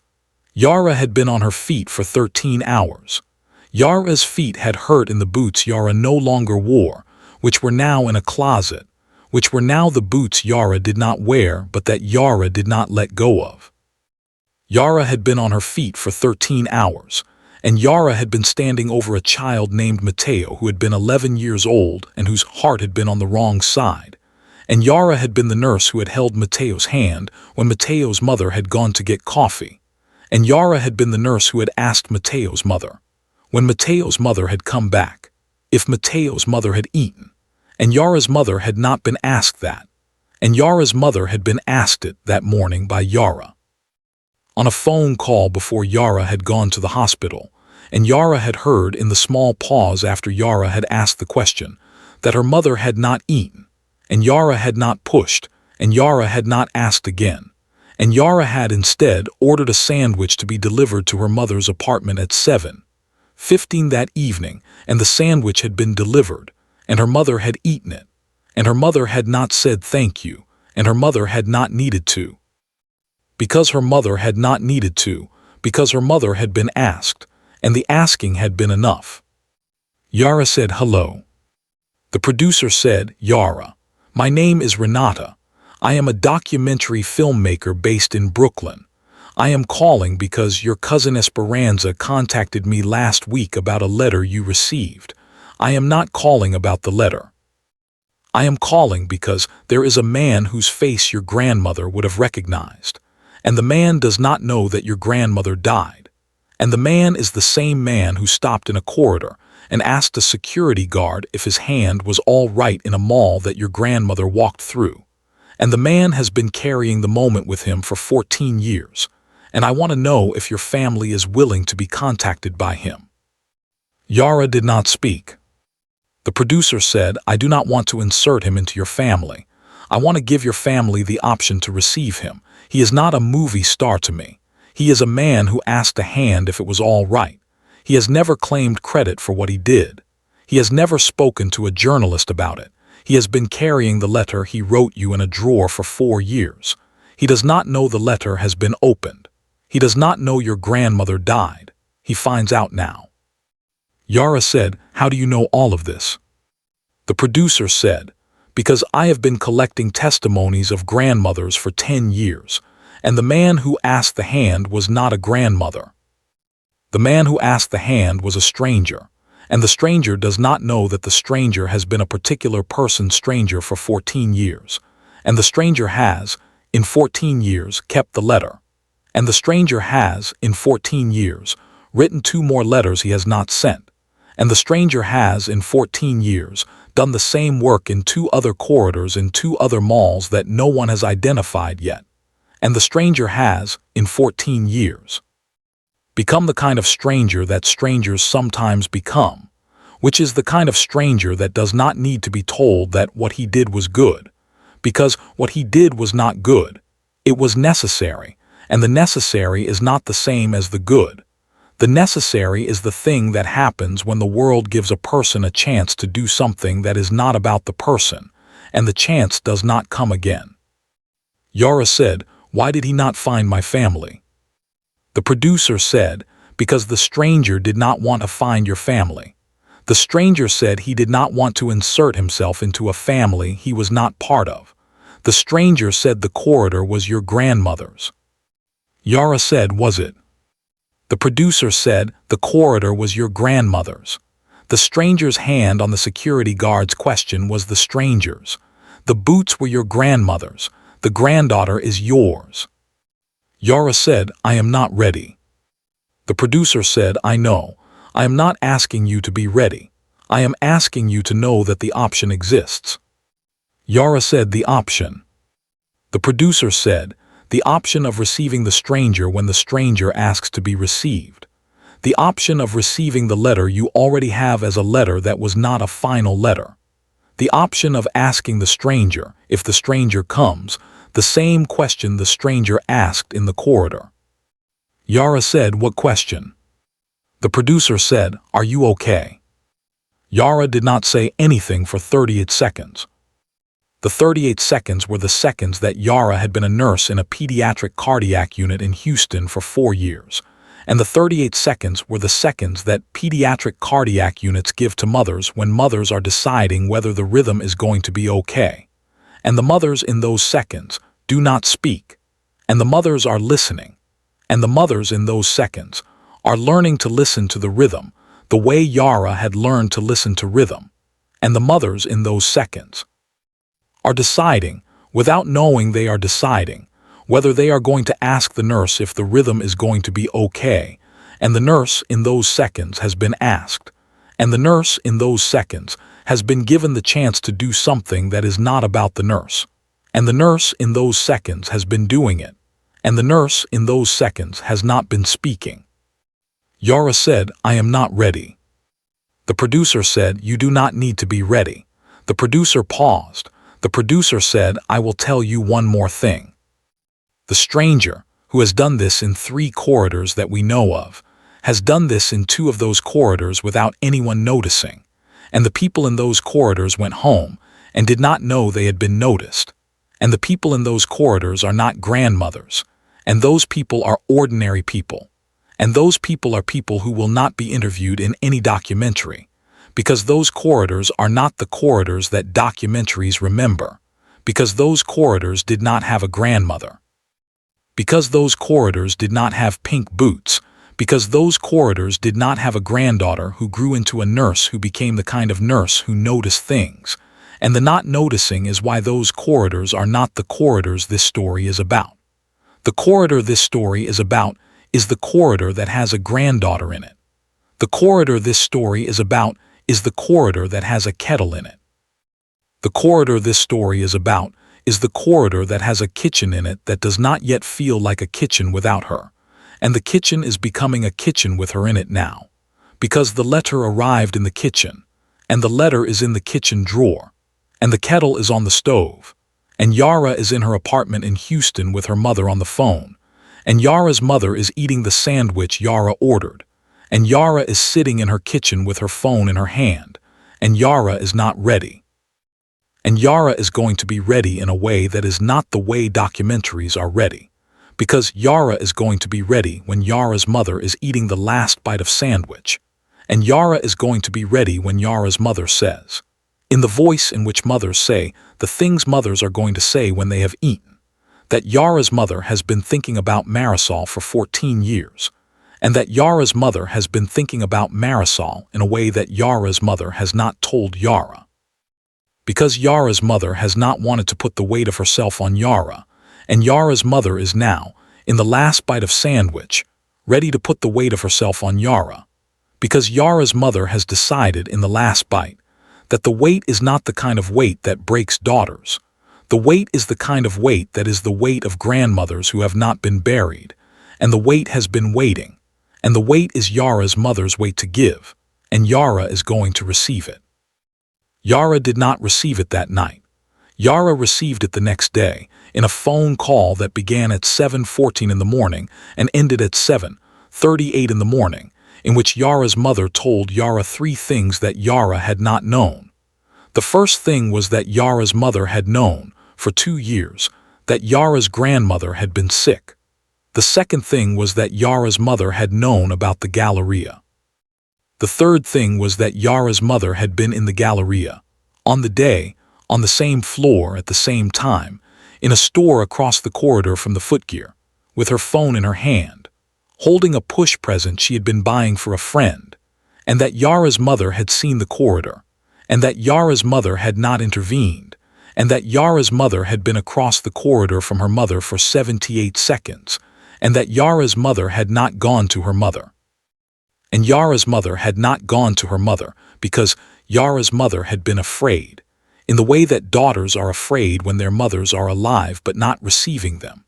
And Yara's mother had been 19, and Yara's mother had been afraid of her own mother, because Yara's mother had been afraid of her own mother's loneliness. And Yara's mother had been afraid that going to her mother would have meant admitting that her mother was lonely. And Yara's mother had not been ready to admit that her mother was lonely. And Yara's mother had stood in the store across the corridor and had watched. And Yara's mother had watched because Yara's mother had not yet understood that watching was a thing that daughters did. And Yara's mother had not intervened. And Yara's mother had been 19. And Yara's mother had held the push present in her hand. And the push present had cost $11. And Yara's mother had not bought it. And Yara's mother had left the store. And Yara's mother had gone home. And Yara's mother had not known, for 14 years, that the corridor had been her mother's last corridor. Yara said, "Mother." Yara's mother said, "Yeah." Yara said, "You were in the Galleria." Yara's mother said, "I was in the Galleria." Yara said, "You saw grandmother." Yara's mother said, "I saw grandmother." Yara said, "You did not go to her."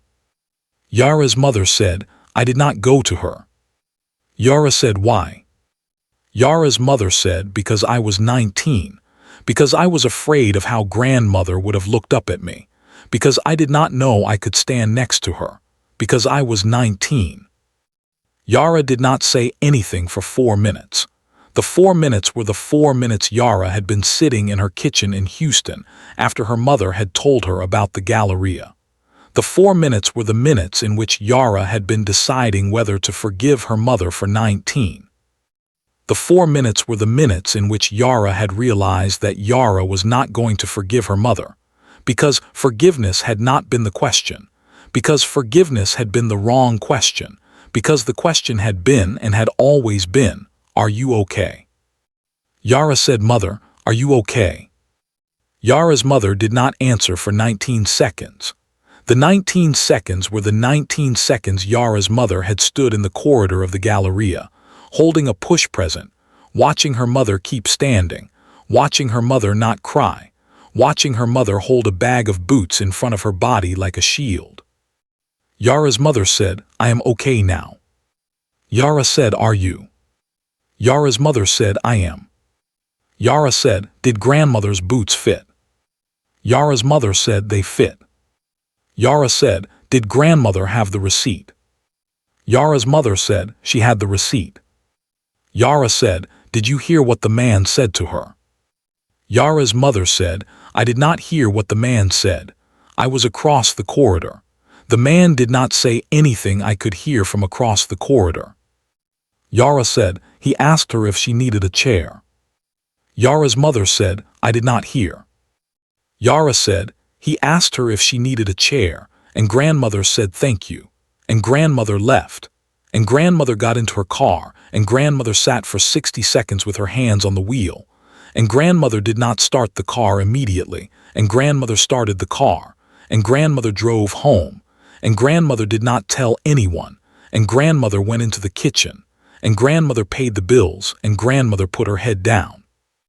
Yara's mother said, "How do you know all of this?" Yara said, "There is a letter." Yara's mother said, "A letter." Yara said, "In the drawer." Yara's mother said, "What is in the drawer?"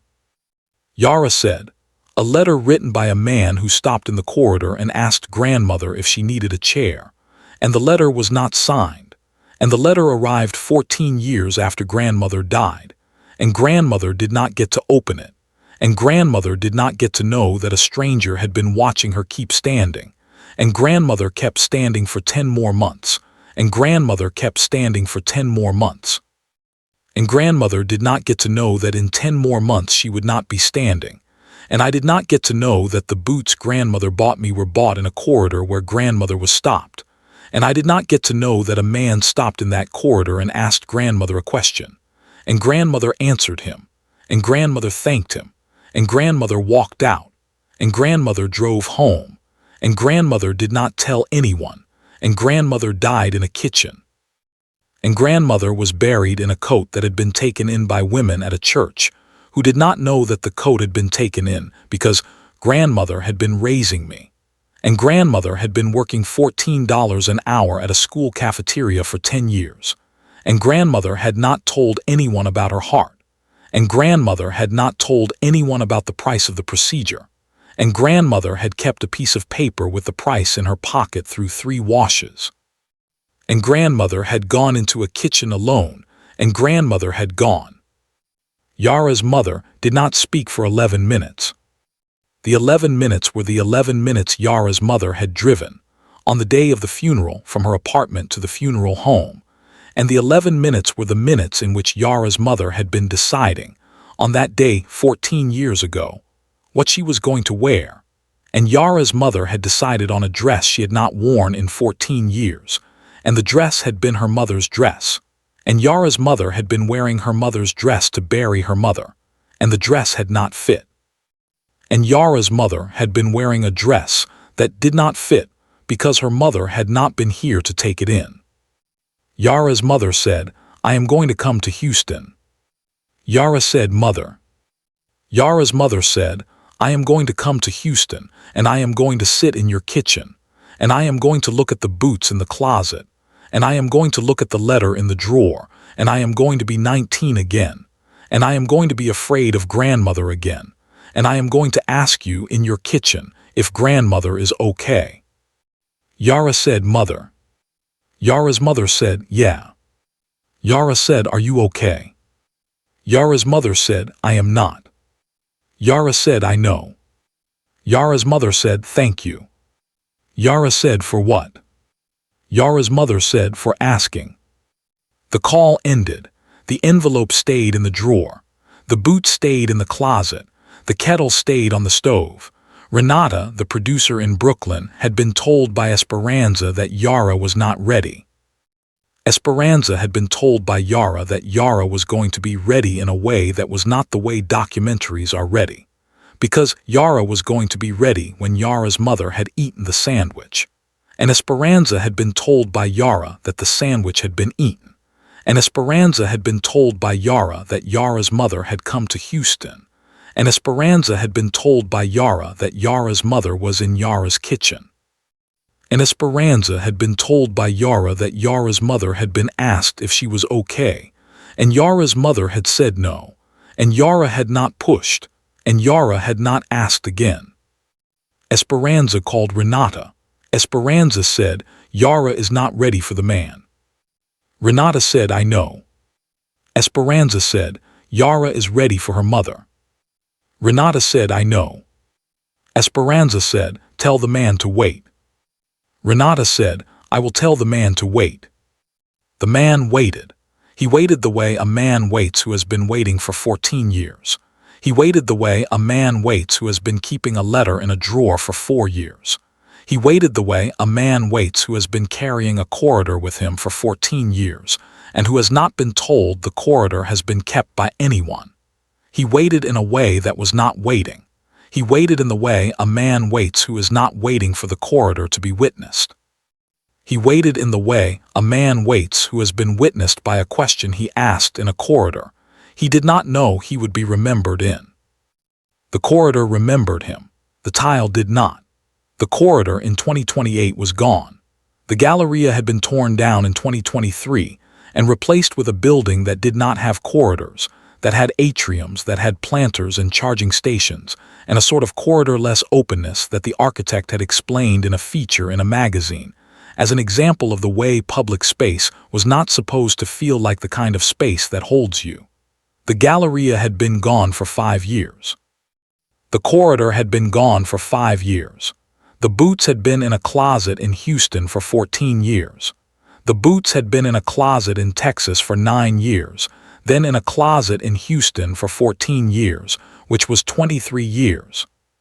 The Boots had been in a closet for 23 years, and the closet had been in 2 kitchens, and the kitchens had not been the same kitchen, and the Boots had been in 2 kitchens which were not the same kitchen, and the Boots had been in 2 kitchens where grandmothers had not been, and the Boots had been in 2 kitchens where grandmothers had been missed.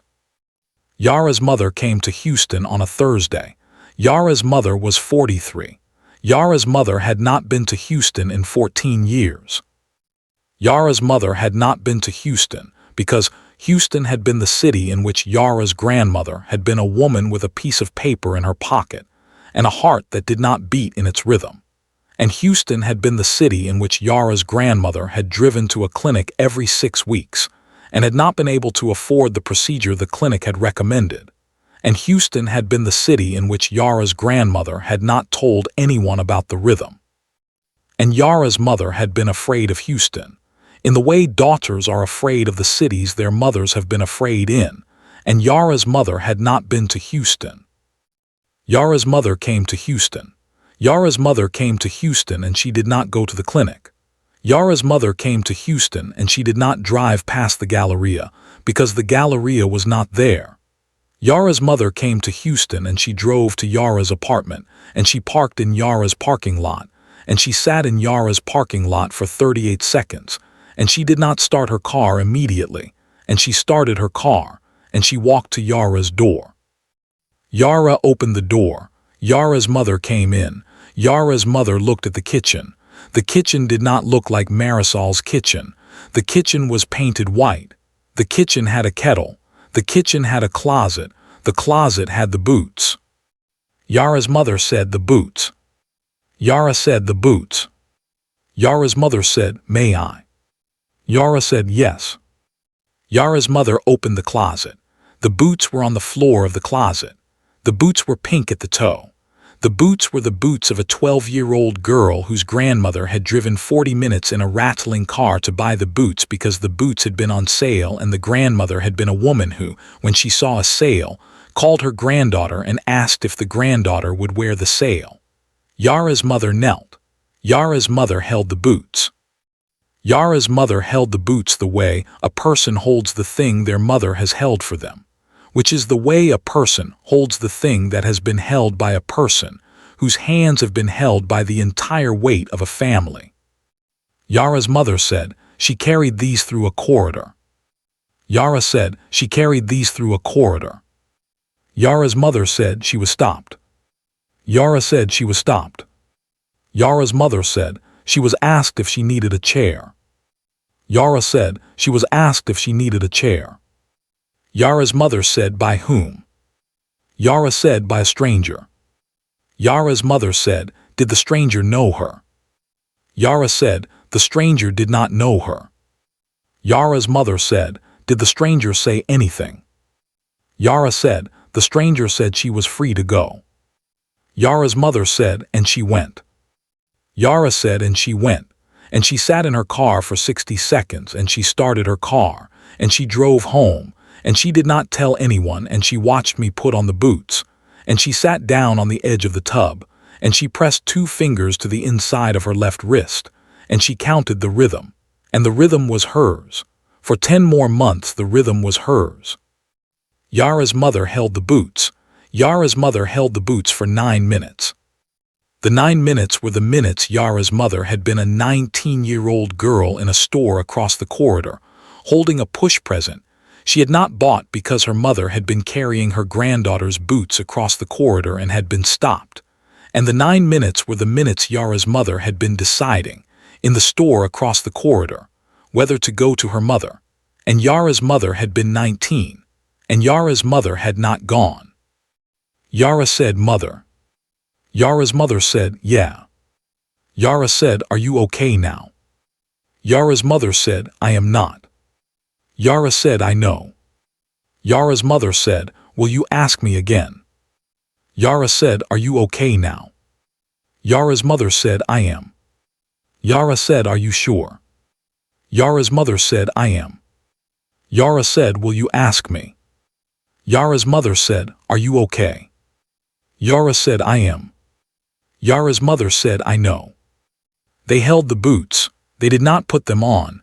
They put the boots back in the closet. They closed the closet door. They sat in the kitchen. The kettle was on the stove. The kettle was not boiling. The kettle was waiting to be boiled.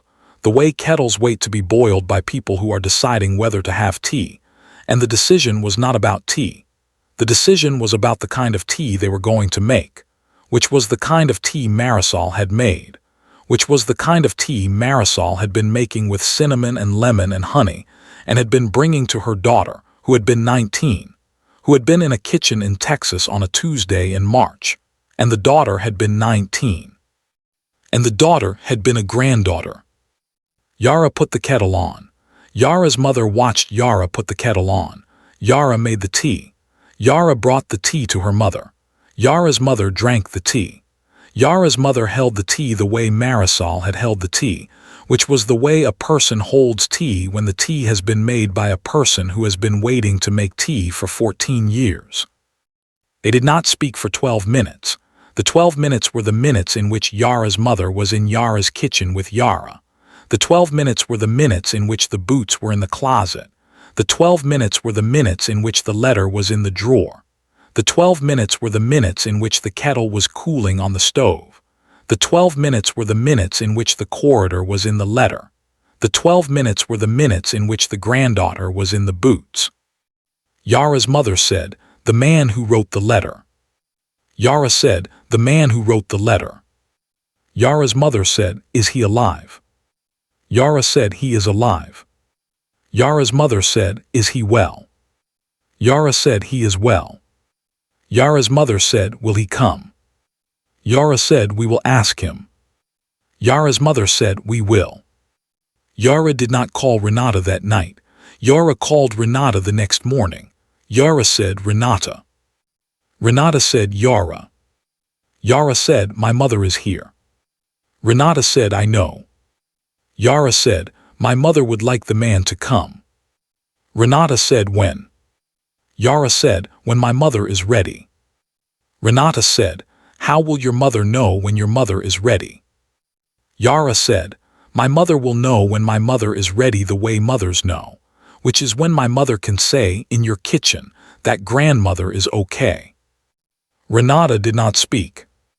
Yara said, "Renata." Renata said, "Yeah." Yara said, "Will the man come if grandmother is not here?" Renata said, "The man does not need grandmother to be here. The man came when grandmother was not asked. The man came when grandmother was not seen.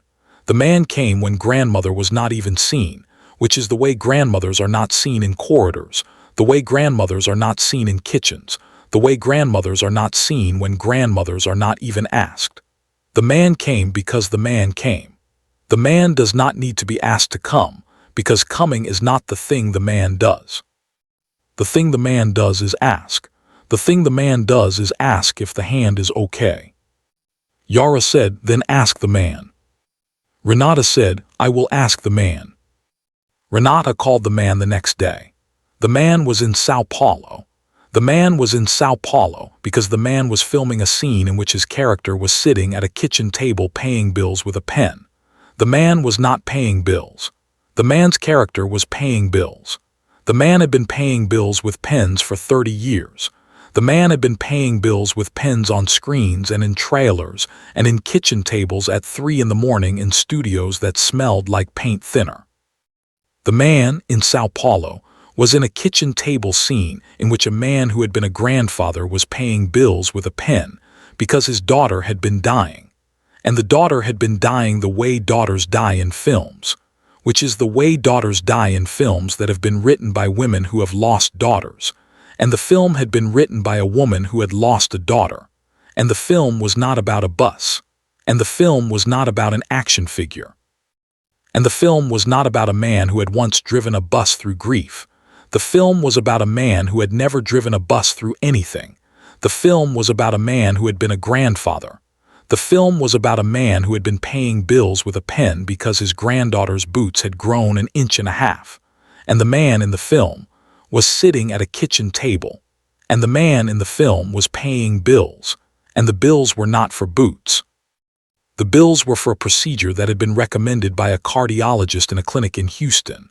And the procedure was the procedure a grandmother could not afford. And the man in the film was paying the bills because the man in the film had been a man who had been asked if grandmother was okay. And the man in the film had not known that grandmother had been a woman who had been asked. And the man in the film did not know. And the man in Sao Paulo playing the man did not know that the man he was playing had been based on a man he had never met who had died in a kitchen in Texas 7 years before the film had been written. Renata called the man. The man's name did not come up on Renata's phone. The man's name was a name Renata had been given by an assistant. The assistant was not the man's assistant. The assistant was the assistant of a producer who had worked on a film in which a man had driven a bus that had not been about a bus. The producer had given Renata the man's number.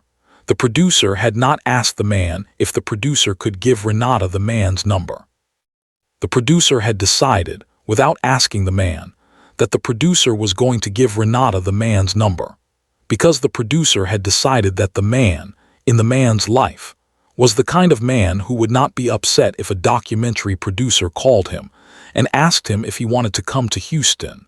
And the producer had been right about this, because the man was that kind of man. And the man was that kind of man because the man had been that kind of man for 30 years. The phone rang. The man answered on the third ring. The man was in a kitchen. The man was not in the kitchen in Sao Paulo. The man was in the kitchen in the Pacific Northwest, because the man had flown home the night before, because the man had flown home to call his sister, and the man had flown home because the man had felt on a Tuesday that the man was not supposed to be in Sao Paulo on a Tuesday, and the man had flown home, and the man was in his kitchen, and the man was sitting at his kitchen table, and the man was holding a pen, and the man was paying bills, and the bills were not for boots and not for procedures. And the bills were for nothing in particular, and the bills were the kind of bills that men in their late 50s pay with pens, because they have not yet adjusted to the idea that they are not the people they were when they were 22, and paying their first electric bill in a studio apartment in Toronto with a pen stolen from a hotel. The man said, "Hello." Renata said, "Sir, my name is Renata. I am a documentary filmmaker based in Brooklyn. I have been collecting testimonies of grandmothers for 10 years. I want to ask you about a corridor." The man did not say anything. Renata said, "The corridor is in the Galleria. The corridor is the south entrance. The corridor is the corridor in which, in 2014, you asked a security guard if his hand was all right." The man said, "Renata." Renata said, "Yes." The man said, "How did you find me?" Renata said, "Through a cousin, through a producer, through a publicist, through a friend, through the granddaughter, through the boots." The man said, "The boots were pink." Renata said, "The boots were pink." The man said, "Are the boots okay?" Renata said, "The boots are in a closet. The boots are in a closet in Houston. The boots are in the closet of a granddaughter named Yara. Yara is 28. Yara is a nurse. Yara works in a pediatric cardiac unit." The man said, Renata. Renata said, yeah. The man said, is the woman okay? Renata did not speak. The man said, the woman with the boots, the woman in the coat, the woman whose chest I could not see. Renata said, the woman died. The woman died in a kitchen in Texas. The woman died because the woman had a heart that was not working the way hearts are supposed to work. The woman died because the woman did not tell anyone about the heart. The woman died because the woman was raising her granddaughter alone, and the woman did not want her daughters to carry the weight, and the woman carried the weight, and the weight was the weight of a paper in a pocket that had been through 3 washes, and the paper had the price of a procedure she could not afford. The man said, in Christ. Renata said, yes. The man said, how long ago? Renata said, 14 years. The man did not speak for 4 minutes. The 4 minutes were the 4 minutes since the man had last spoken in a corridor in a mall in a city the man had not been to in 14 years. The 4 minutes were the minutes in which the man was sitting at his kitchen table with a pen in his hand, and a glass of water that had gone warm in his hand, and a phone in his other hand, and a face on the phone that was not the face of a grandmother he had not known.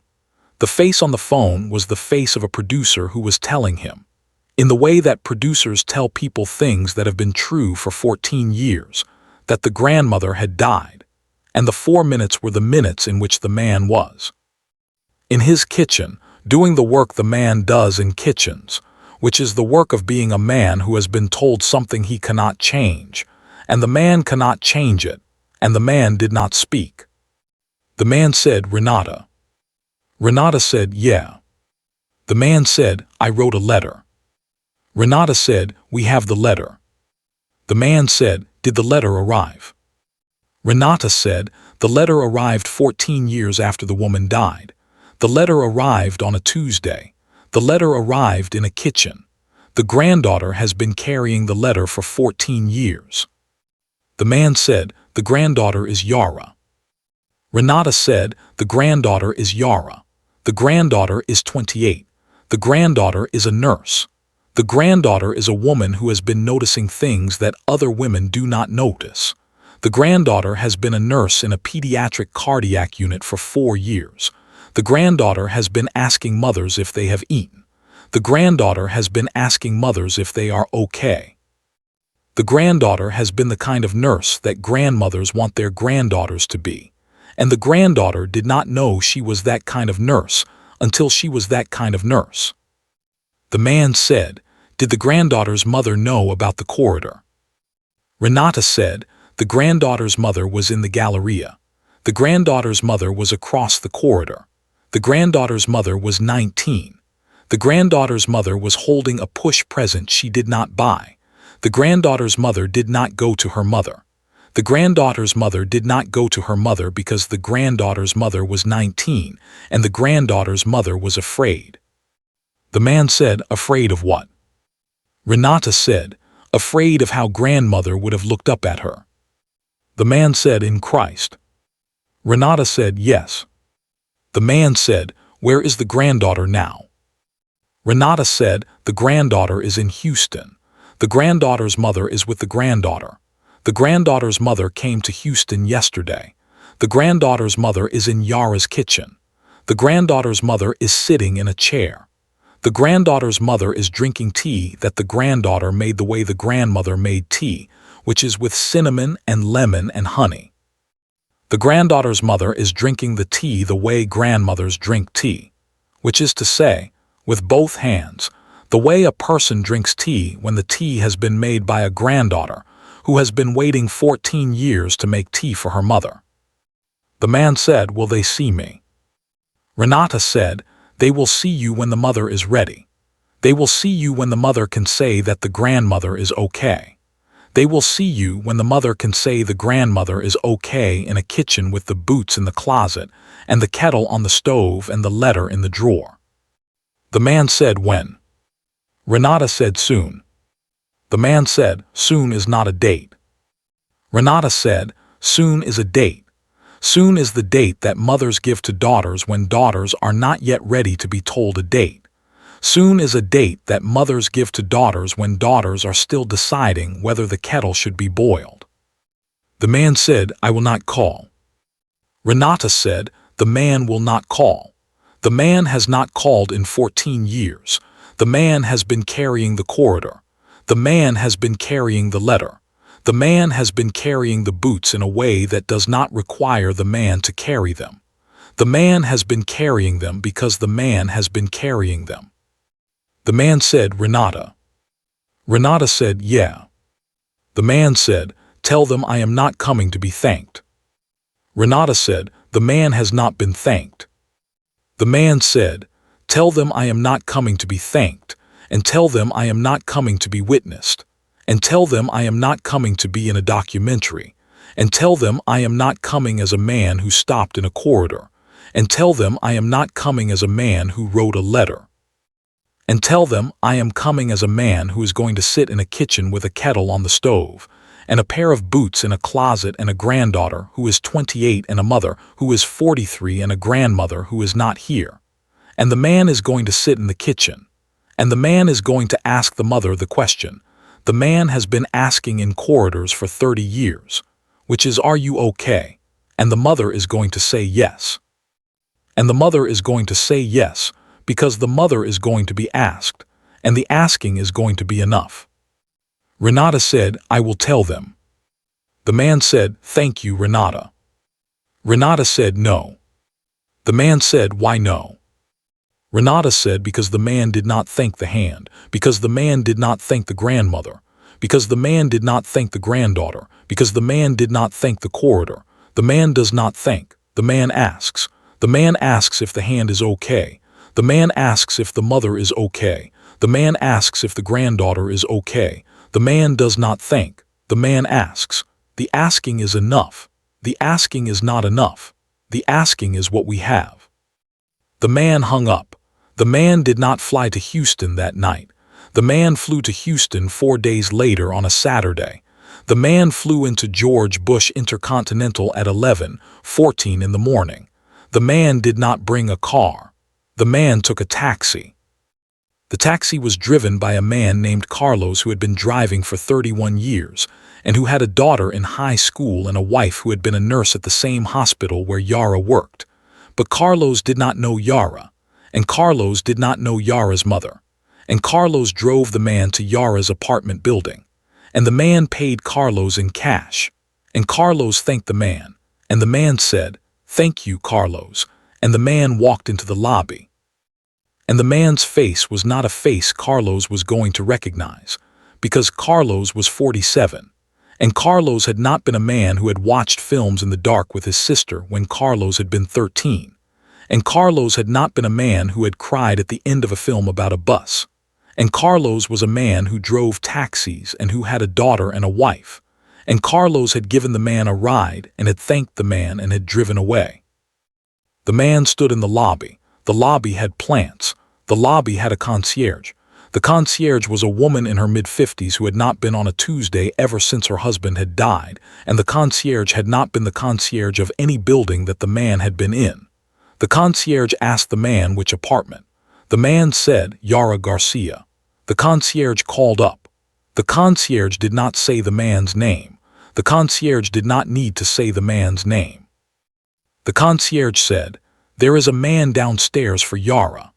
The concierge did not say the man's name, because the concierge had been told by Renata on the phone the night before that the man's name was not to be said in the lobby, because the saying of the man's name in the lobby would have made the lobby a kind of corridor, and the corridor was not to be repeated. Yara's mother came down. Yara's mother came down in the elevator. Yara's mother was wearing the dress she had worn to her mother's funeral, and the dress had been taken in by Yara, because Yara had learned to keep needles steady at 16 when she had watched her grandmother watch her grandmother's needles be taken in, and Yara had been, since then, the kind of granddaughter who kept needles steady. Yara's mother came down. Yara's mother walked to the lobby. Yara's mother saw the man. The man was wearing a black sweater. The man was wearing dark jeans. The man was wearing sneakers that had been broken in by 10,000 miles of walking through airports. The man was wearing reading glasses. The man was holding nothing in his hands. Yara's mother said the man. The man said the mother. Yara's mother said, the man who wrote the letter. The man said, the mother who did not cross the corridor. Yara's mother did not speak. Yara's mother looked at the man. Yara's mother did not see a man whose face had been on a screen. Yara's mother saw a man who had asked her mother if she needed a chair. Yara's mother saw a man whose hands were open. Yara's mother saw a man who had been standing in a lobby for 9 minutes, waiting for a daughter to come down, the way a man waits in a kitchen for a kettle to boil, the way a man waits in a parking lot for a car to start, the way a man waits in a corridor for a grandmother to walk through. Yara's mother saw all of these things.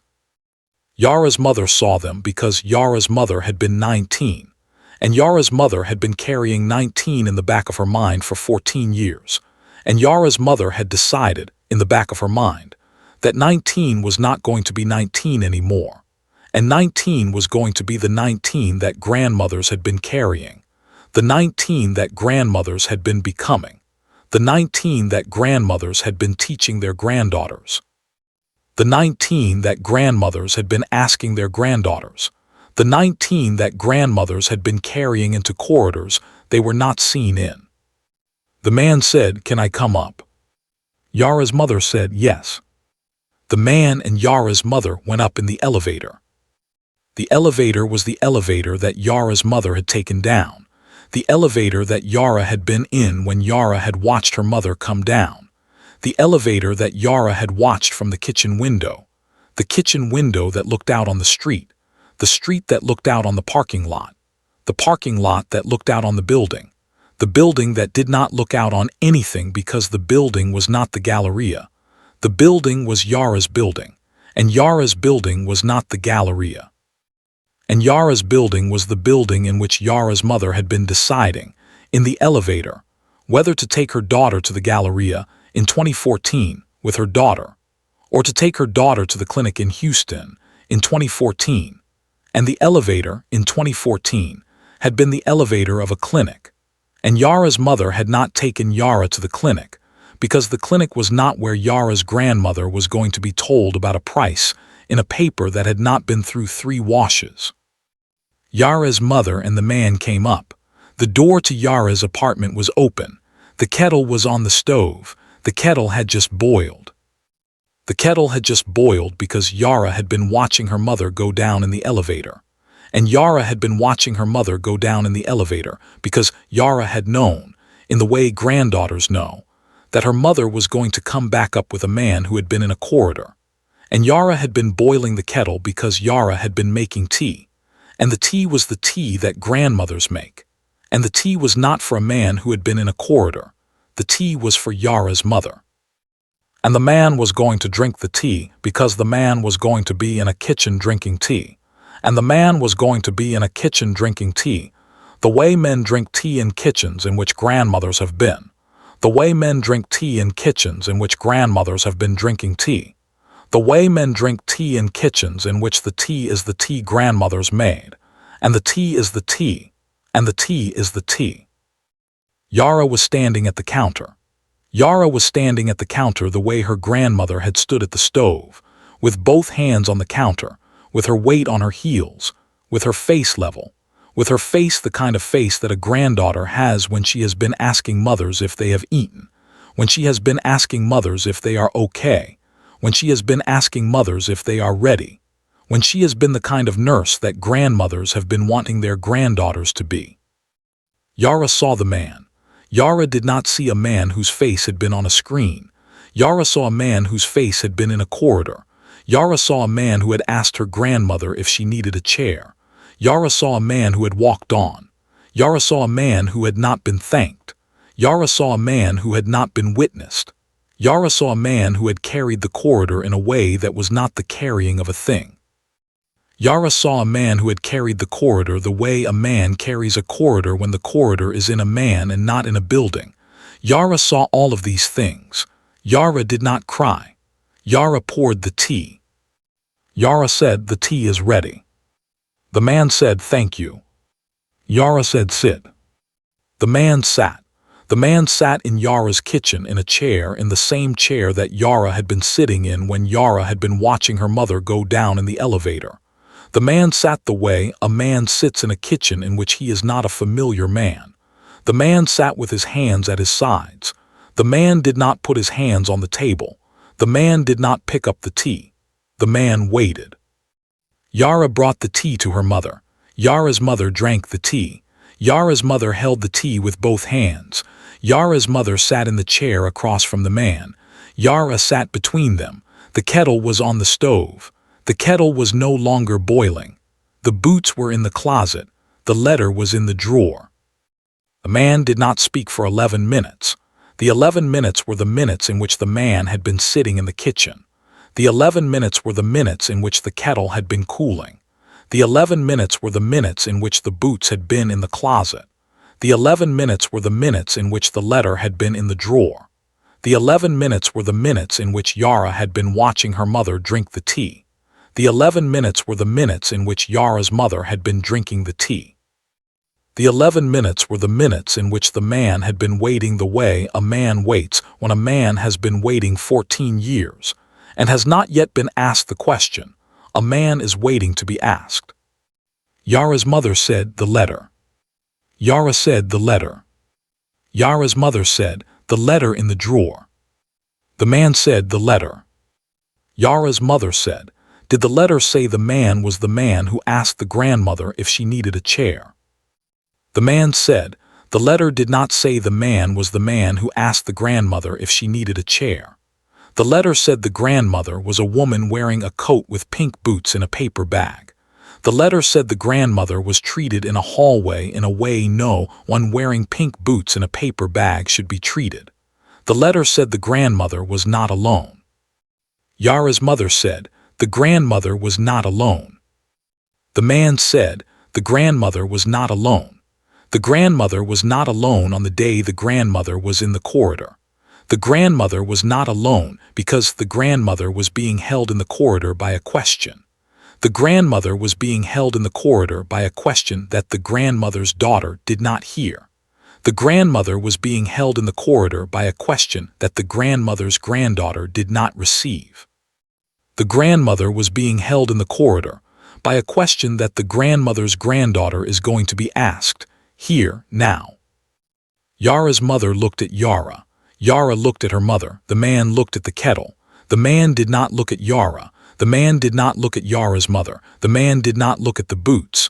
The man did not look at the letter. The man looked at the kettle. The kettle was a kettle. The kettle was not boiling. The kettle was cooling. The kettle was the kettle that grandmothers have. The kettle was the kettle that grandmothers have been making tea in. The kettle was the kettle. The man said, Yara. Yara said, yeah. The man said, the grandmother. Yara said, the grandmother. The man said, is the grandmother okay? Yara did not speak. Yara's mother did not speak. The boots did not speak. The letter did not speak. The kettle did not speak. The corridor did not speak. The corridor was gone. The corridor had been gone for 5 years. The corridor was in the letter. The corridor was in the question. The corridor was in the boots. The corridor was in the kettle. The corridor was in the man. The corridor was not in the building because the building had been torn down, but the corridor was in the man, because the corridor had been the man's corridor for 14 years, and the man's corridor had been the man's. The way a kettle is a grandmother's, the way a dress is a mother's, the way a pair of boots is a granddaughter's. The way a question is the question of the man who has been asking the question for 14 years and who has not been answered. Yara said, the grandmother is okay. The man said, are you sure? Yara said, I am sure. The man said, will you say it again? Yara said, the grandmother is okay. The man said, say it for your mother. Yara said, the grandmother is okay, mother. Yara's mother said, the grandmother is okay. The man said, say it for the boots. Yara said, the grandmother is okay, boots. Yara's mother said, the grandmother is okay, boots. The man said, say it for the corridor. Yara did not say it for the corridor. Yara stood up. Yara walked into the living room. Yara opened the drawer of the side table. Yara pulled out the envelope. Yara brought the envelope back to the kitchen. Yara put the envelope on the table. Yara's mother looked at the envelope. The man looked at the envelope. The man did not open the envelope. The man had written the envelope. The man did not need to read the envelope. The envelope was on the table between them, and the envelope was the envelope that the man had written 4 years earlier and had mailed at the end of the 4th year, on a Tuesday in November.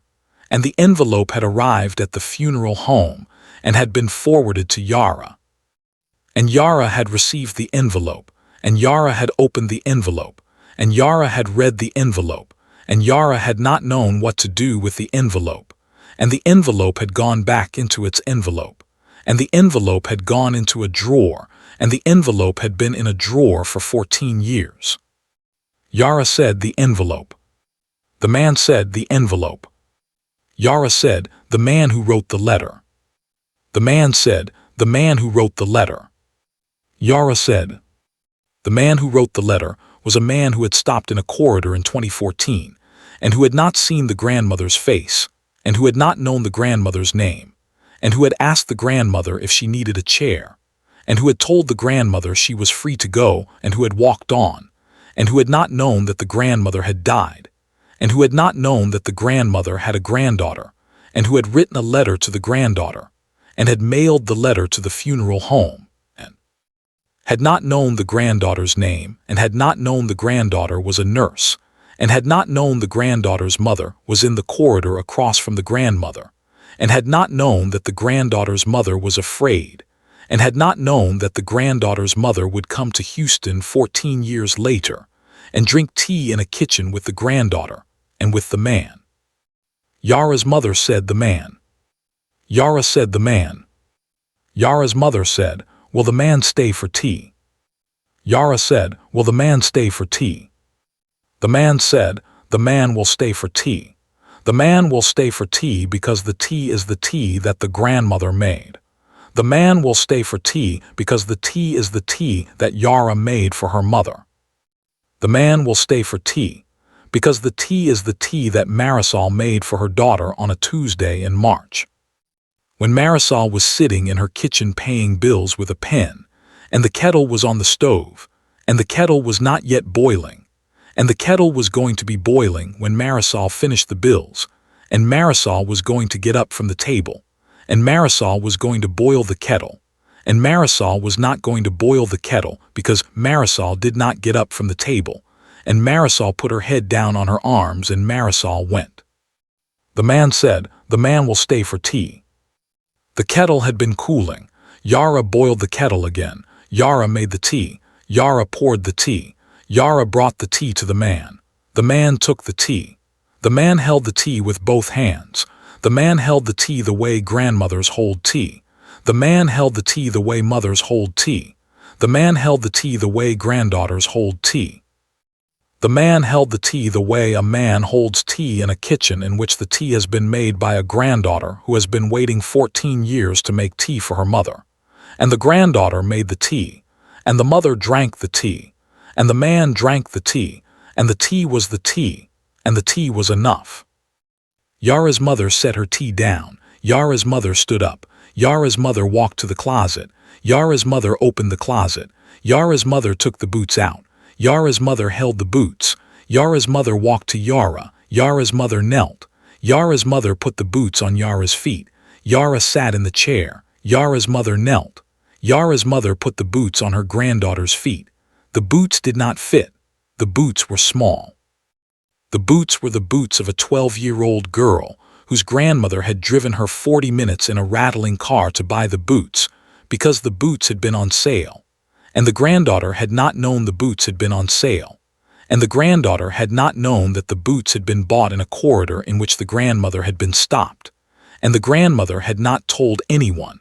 And the grandmother had not told anyone because the grandmother had not wanted her daughters to carry the weight, and the granddaughter had grown into the boots, and the granddaughter had grown out of the boots, and the boots had been in a closet in 2 kitchens, which were not the same kitchen for 23 years, and the boots had been in a closet in 2 kitchens, and the boots had been in 2 kitchens where grandmothers had not been, and the boots had been in 2 kitchens where grandmothers had been missed. Yara's mother put the boots on Yara's feet. The boots were too small. The boots did not fit. The boots were the boots Yara had grown out of. The boots were the boots Yara had grown into being a nurse inside of. Yara's mother finished putting on the boots. Yara's mother stood up. Yara's mother looked at Yara. Yara looked at Yara's mother. The man looked at the kettle. The man said, "Yara." Yara said, "Yeah." The man said, "Are you okay?" Yara said, "I am." The man said, "Are you sure?" Yara said, "I am." The man said, "Will you ask your mother?" Yara said, "Mother, are you okay?" Yara's mother said, "I am." The man said, "Are you sure?" Yara's mother said, "I am." The man said, "Will you ask me?" Yara said, "Are you okay?" The man said, "I am." The man said, "Will you ask the boots?" Yara said, "Boots, are you okay?" The man said, "Will you ask the letter?" Yara said, "Letter, are you okay?"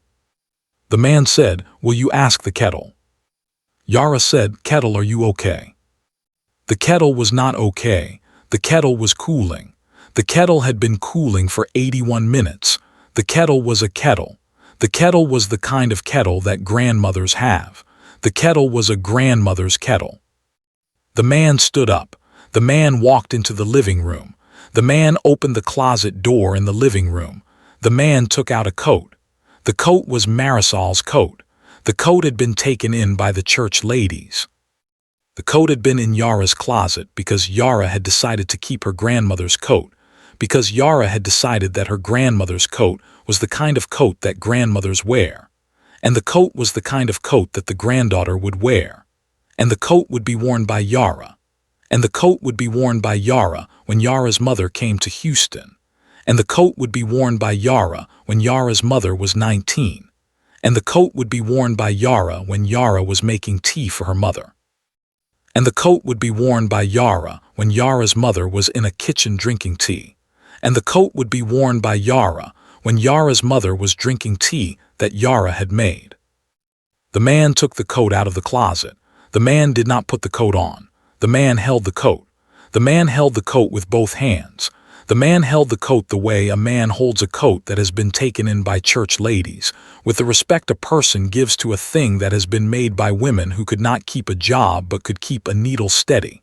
The man held the coat. The man did not speak. The man walked back into the kitchen. The man put the coat on Yara's mother. Yara's mother did not put her arms in. Yara's mother stood with the coat on her shoulders. Yara's mother stood with her grandmother's coat on her shoulders.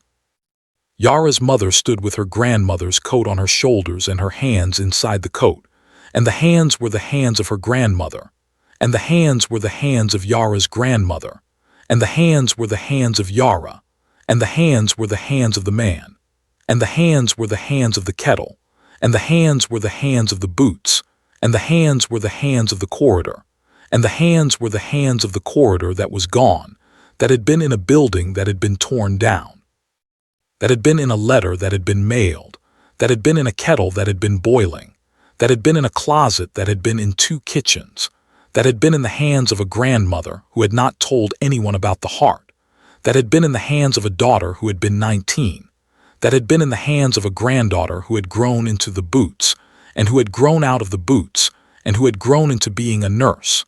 And the hands were the hands of a man who had asked the hand if it was all right.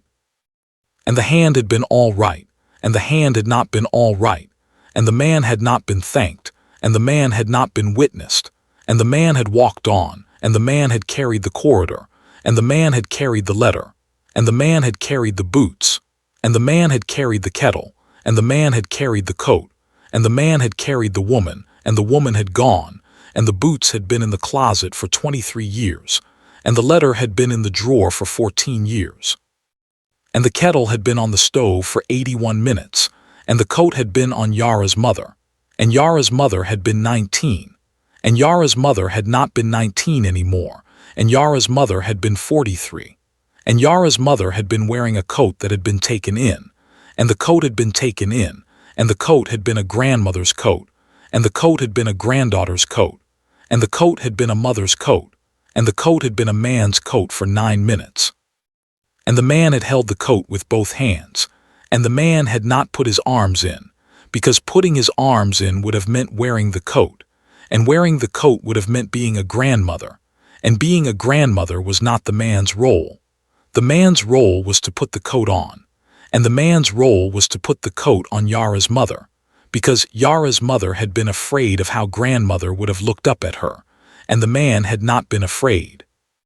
Because the man had been the man who had asked the grandmother if she needed a chair, and the grandmother had not needed a chair, the grandmother had needed to be seen, and the grandmother had not been seen, and the grandmother had not been seen, and the grandmother had not been seen, and the man had been in a corridor, and the man had not been in the booth, and the man had been in the corridor, and the man had been in the corridor because the man had been in the corridor for 14 years. And the man was in the corridor now, and the corridor was not a building, the corridor was the man, and the man was the corridor, and the corridor was the man, and the man was in the kitchen, and the kitchen was the kitchen, and the kitchen was the kitchen that Yara's mother had been in when Yara's mother had come to Houston, and the kitchen was the kitchen that Yara had been in when Yara had been boiling the kettle. And the kitchen was the kitchen that Marisol had been in when Marisol had paid the bills with a pen, and the kettle had been on the stove, and the kettle had not yet been boiling, and Marisol had put her head down on her arms, and Marisol had gone. Yara's mother looked at the man. Yara's mother did not say anything. Yara's mother did not have anything to say. Yara's mother had been asked. Yara's mother had been asked the question. Yara's mother had answered the question. Yara's mother had answered the question because Yara's mother had been asked, and the asking had been enough, and the asking was enough, and the asking was what we have. The man took the coat off Yara's mother. The man put the coat back in the living room closet. The man closed the closet door. The man walked back to the kitchen. The man picked up his tea. The man drank the tea. The man put the tea down. The man said, "Yara." Yara said, "Yeah." The man said, "Will you ask me again?" Yara said, "Are you okay?"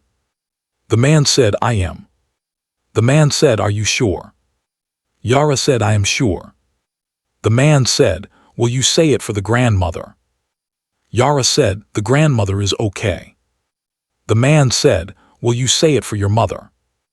Yara said, "The mother is okay." The man said, "Will you say it for me?" Yara said, "The man is okay." The man stood up. The man did not shake hands. The man did not hug Yara. The man did not hug Yara's mother. The man did not ask for a photograph. The man walked to the door. The man opened the door. The man stepped into the hallway. The man turned around. The man said, "Yara." Yara said, "Yeah." The man said, "The grandmother's name." Yara said, "Marisol Garcia." The man said, "Marisol Garcia." Yara said, "Marisol Garcia." The man said, "Marisol Garcia." The man did not say it again. The man closed the door. The man walked down the hall. The man waited for the elevator. The man took the elevator down. The man walked through the lobby. The man did not look at the concierge. The man did not look at the plants. The man walked out into the parking lot, and the parking lot was the parking lot that Yara had been driving past for 4 years. The parking lot that Yara had been driving past on Tuesdays. The parking lot that Yara had been driving past because Yara had been driving past on Tuesdays for grandmothers who had not been driving past on Tuesdays for 23 years. The man walked into the parking lot. The man waited for his taxi. The taxi arrived. The taxi was not the taxi Carlos had driven. The taxi was driven by a woman named Sandra, who had been driving for 11 years, and who had a daughter in middle school and a husband who had been a longshoreman in Galveston before the longshoremen had gone on strike. And Sandra did not know the man, and Sandra did not recognize the man, and Sandra took the man to the airport, and the man flew home that night, and the man did not speak for the flight home, And the man landed, and the man drove to his house, and the man sat at his kitchen table. And the man did not pay bills, and the man did not read scripts, and the man did not call his sister. And the man put his hands on the table, and the man did not pray. And the man sat for an hour, and the man got up. And the man went to bed, and the man did not sleep for 4 hours, and the man slept, and the man woke up, and the man went to work. And the man did the work the man does. Yara stood in her kitchen. Yara's mother stood in her kitchen. The boots were on Yara's feet.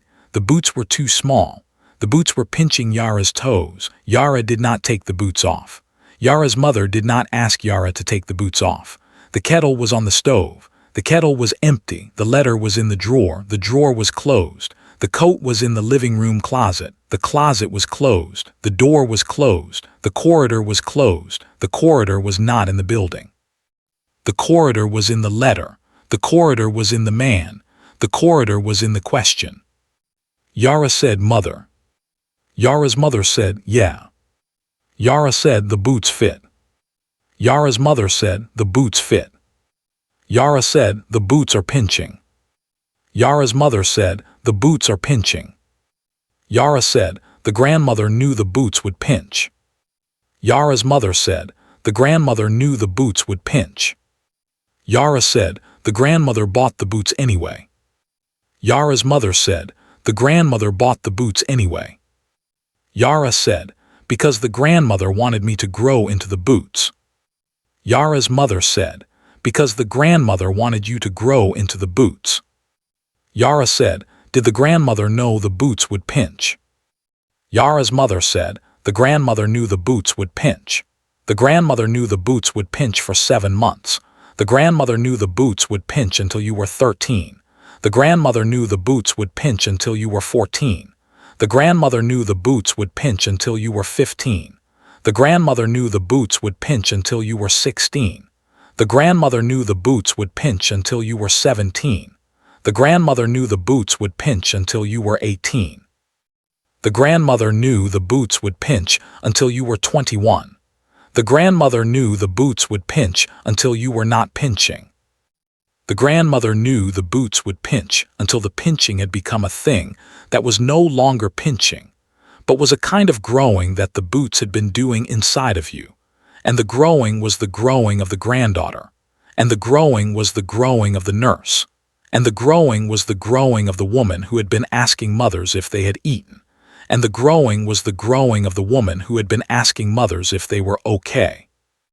And the growing was the growing of the woman who had been asking mothers if they were ready. And the growing was the growing of the woman who had been asked.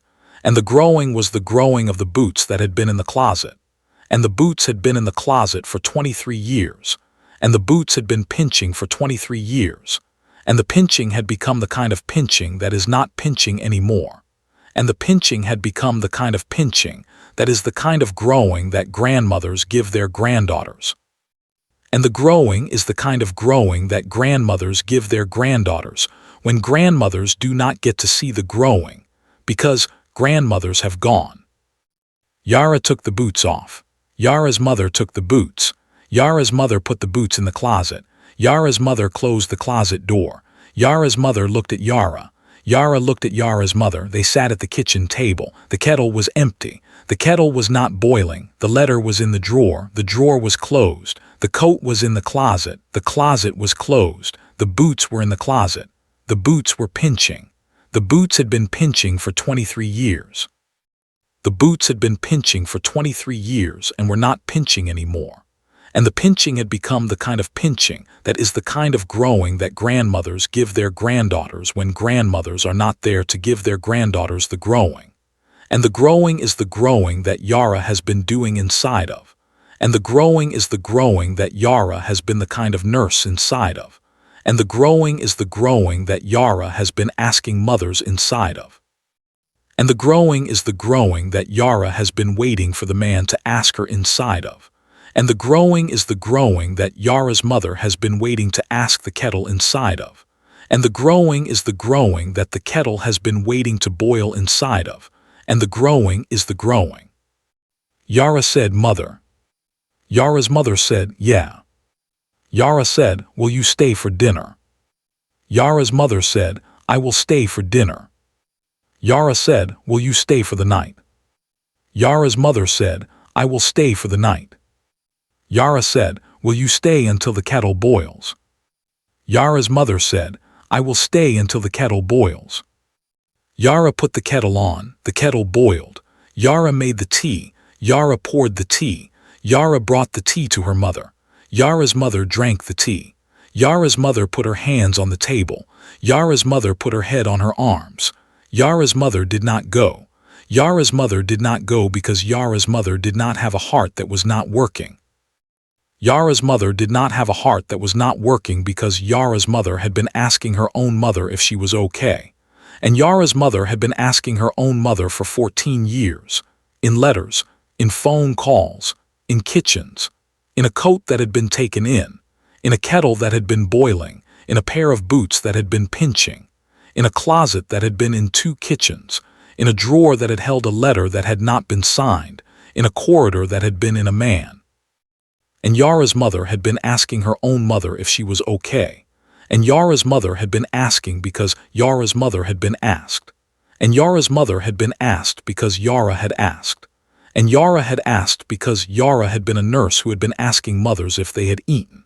And Yara had been a nurse who had been asking mothers if they had eaten because Yara had been a granddaughter who had grown into the boots. And Yara had grown into the boots because Marisol had bought the boots. And Marisol had bought the boots because Marisol had seen the boots on sale. And Marisol had seen the boots on sale because Marisol had been a woman who, when she saw a sale, called her granddaughter. And Marisol had called her granddaughter.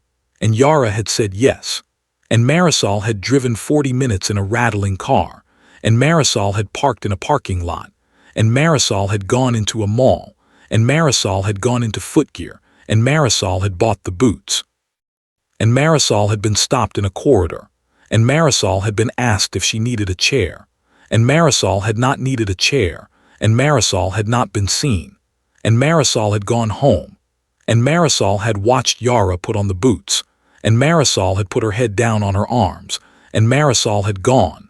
And the boots had been in a closet for 23 years. And the boots had been pinching for 23 years. And the boots had been pinching in a kitchen that was not the kitchen Yara was in. And the boots had been pinching in a kitchen that was the kitchen Yara was in. And the kitchen was the kitchen. And the boots were the boots. And the kettle was the kettle. And the mother was the mother. And the grandfather was the grandfather. And the grandmother was gone. And the grandmother was not gone. And the grandmother was the boots. And the boots were pinching. And the pinching was growing. And the growing was the kind of growing that grandmothers give their granddaughters when grandmothers are gone. And the grandmothers are not gone. And the grandmothers are the boots. And the boots are pinching. And the pinching is the kind of pinching that is the kind of growing. And the growing is the growing. And the growing is the growing that Yara has been doing inside of. And the growing has been the kind of growing that Yara has been doing inside of. And the growing has been the kind of growing that Yara has been doing inside of for 23 years. And the growing has been pinching. And the pinching has been the kind of pinching that is the kind of growing. And the growing is the kind of growing that grandmothers give their granddaughters when grandmothers are not there to give their granddaughters the growing. And the grandmothers are not there. And the grandmothers are the boots. And the boots are in the closet. And the closet is in Yara's kitchen. And Yara's kitchen is in Houston. And Houston is in Texas. And Texas is in a country where grandmothers are stopped in corridors every Tuesday. And grandmothers are asked to verify every Tuesday. And grandmothers are told they are free to leave after the 8th minute every Tuesday. And grandmothers go home every Tuesday with their chests hurting. And grandmothers are not asked. And grandmothers go home. And grandmothers die in kitchens. And grandmothers are buried in coats that have been taken in. And grandmothers are not the only ones. The kettle boiled. Yara poured the tea. Yara's mother drank the tea. Yara put her hand on her mother's hand. Yara's mother put her hand on Yara's hand. The kettle was cooling. The boots were in the closet. The letter was in the drawer. The corridor was in the man. The man was in his kitchen. The man's sister was in the man's kitchen. The man's sister had not been in the man's kitchen in 14 years. The man's sister was in the man's kitchen because the man had called his sister, and the man's sister had answered on the first ring, and the man's sister had driven to the man's house, and the man's sister had sat at the man's kitchen table, and the man's sister had not said anything for 41 minutes, and the man's sister had looked at the man's hands, and the man's hands were not at his sides, and the man's hands were not on the table, and the man's hands were on his face. And the man had been in his kitchen for 41 minutes with his hands on his face, and the man's sister had looked at the man's hands, and the man's sister had put her hand on the man's hand, and the man had put his head down on his arms, and the man had not gone, because the man's heart was not a heart that was not working. The man's heart was a heart that was working, and the man's heart had been working in a corridor for 14 years, and the man's heart had been working in a letter for 4 years. And the man's heart had been working in a kitchen for 41 minutes, and the man's heart had been working in a sister's hand for 4 seconds, and the 4 seconds were the seconds that the man had been a man who had been asked if his hand was okay, and the man had not been asked, and the man had been asked, and the man had not been asked, and the man had been asked, and the man's sister had asked, and the man's sister had asked in the way that sisters ask, which is not the way that grandmothers ask, which is not the way that mothers ask, which is not the way that granddaughters ask, which is not the way that strangers ask, which is the way that sisters ask, which is the way that sisters have been asking their brothers for 30 years, which is the way that sisters have been asking their brothers in kitchen tables and on road trips and on phones in the middle of the night, which is the way that sisters have been asking their brothers if their brothers are okay, and the brothers have been answering no. And the brothers have been answering yes, and the brothers have been answering yes because the brothers have been asked, and the brothers have been answering no because the brothers have not yet been asked, and the brothers have been answering both, and the both has been the answer, and the answer has been the brothers, and the answer is the brothers. The man's sister said, "Brother." The man said, "Yeah." The man's sister said, "Are you okay?" The man said, "I am not." The man's sister said, "I know." The man said, "Thank you." The man's sister said, "For what?" The man said, "For asking." The boots are in a closet, the kettle is on the stove, the letter is in a drawer, the corridor is in a man, the man is in his kitchen. The man's sister is in the man's kitchen. The grandmother is in a granddaughter, the granddaughter is in a kitchen. The kitchen is in Houston, Houston is in Texas. Texas is in a country. The country has Tuesdays. Tuesdays have grandmothers. Grandmothers have chests. Chests have rhythms. Rhythms have questions. Questions have corridors. Corridors have boots. Boots have granddaughters. Granddaughters have mothers. Mothers have questions. Questions have hands. Hands have answers. Answers have grandmothers. Grandmothers have not been asked. Grandmothers are being asked. Grandmothers are being asked in kitchens. Kitchens have kettles. Kettles have teas. Teas have grandmothers. Grandmothers have not been gone. Grandmothers are not gone. Grandmothers are the boots. The boots are pinching. The pinching is the growing. The growing is the granddaughter. The granddaughter is the nurse. The nurse is the mother. The mother is the man. The man is the corridor. The corridor is the man. The man is the man. The man is the man who asked the hand if it was all right. The hand was the hand. The hand was the hand that the man asked. The hand was the hand of a security guard whose name was Marcus. Marcus had a daughter named Naomi. Naomi had a heart that was not working. The heart was not working in 2014. The heart was working in 2028 because Naomi had a procedure in 2016 that Marisol could not afford in 2014.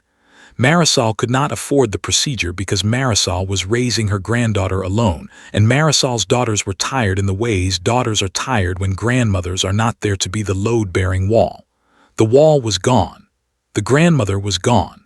The wall was the grandmother. The grandmother was the wall. The wall was the kettle.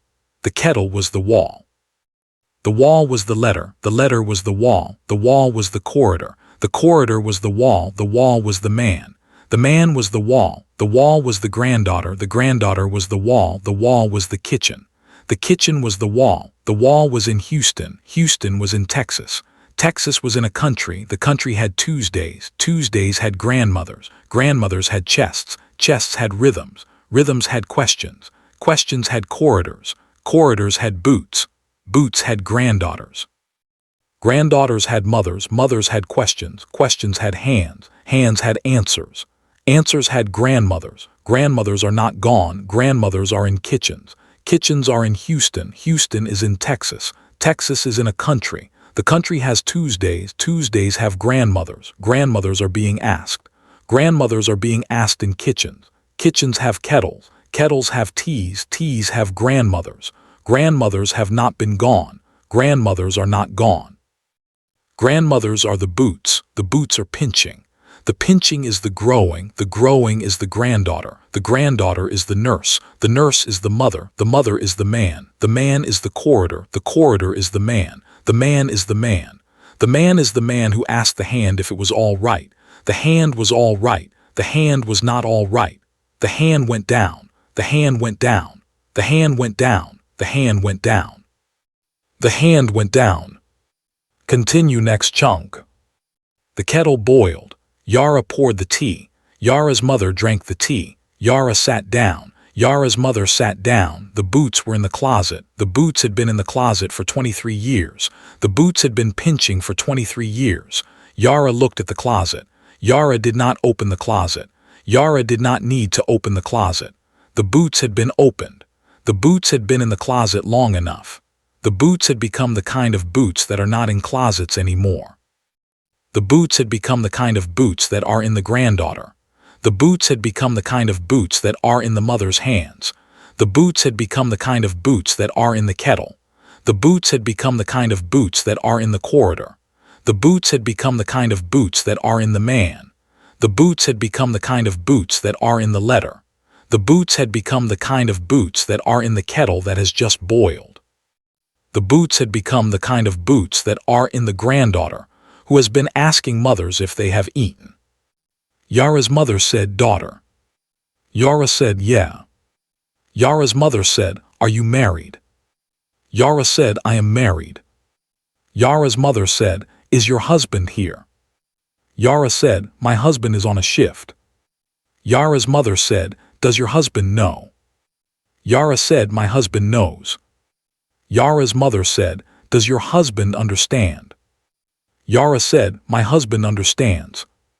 Yara's mother said, "Did your husband come?" Yara said, "My husband did not come." Yara's mother said, "Why?" Yara said, "Because my husband was on a shift." Yara's mother said, "Where?" Yara said, "Houston, the hospital." Yara's mother said, "Is your husband a nurse?" Yara said, "My husband is not a nurse. My husband is a nurse's husband. My husband is a man who has been watching me be a nurse for 4 years. My husband is a man who has been watching me come home from the hospital at night and sit at the kitchen table and not speak for 40 minutes and then ask me if I am okay. And I say yes. And my husband says I am not. And my husband is right. My husband is right because my husband has been watching a woman come home from a hospital and not speak for 40 minutes and then ask her if she is okay. And the woman has been answering yes. And the woman has not been honest. And the husband has been watching the dishonesty the way husbands watch dishonesty in nurses who have been raised by grandmothers who did not tell anyone about their hearts."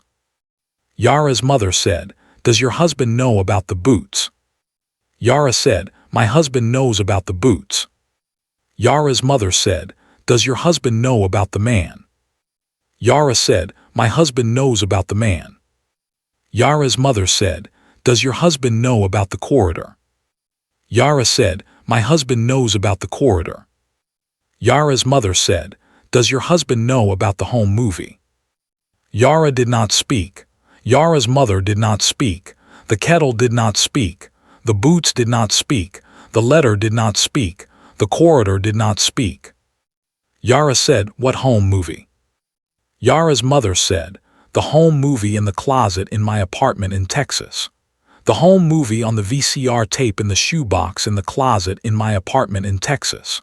The home movie of grandmother at the stove in 2008, when grandmother was cooking dinner for the church ladies, because the church ladies had taken in her coat.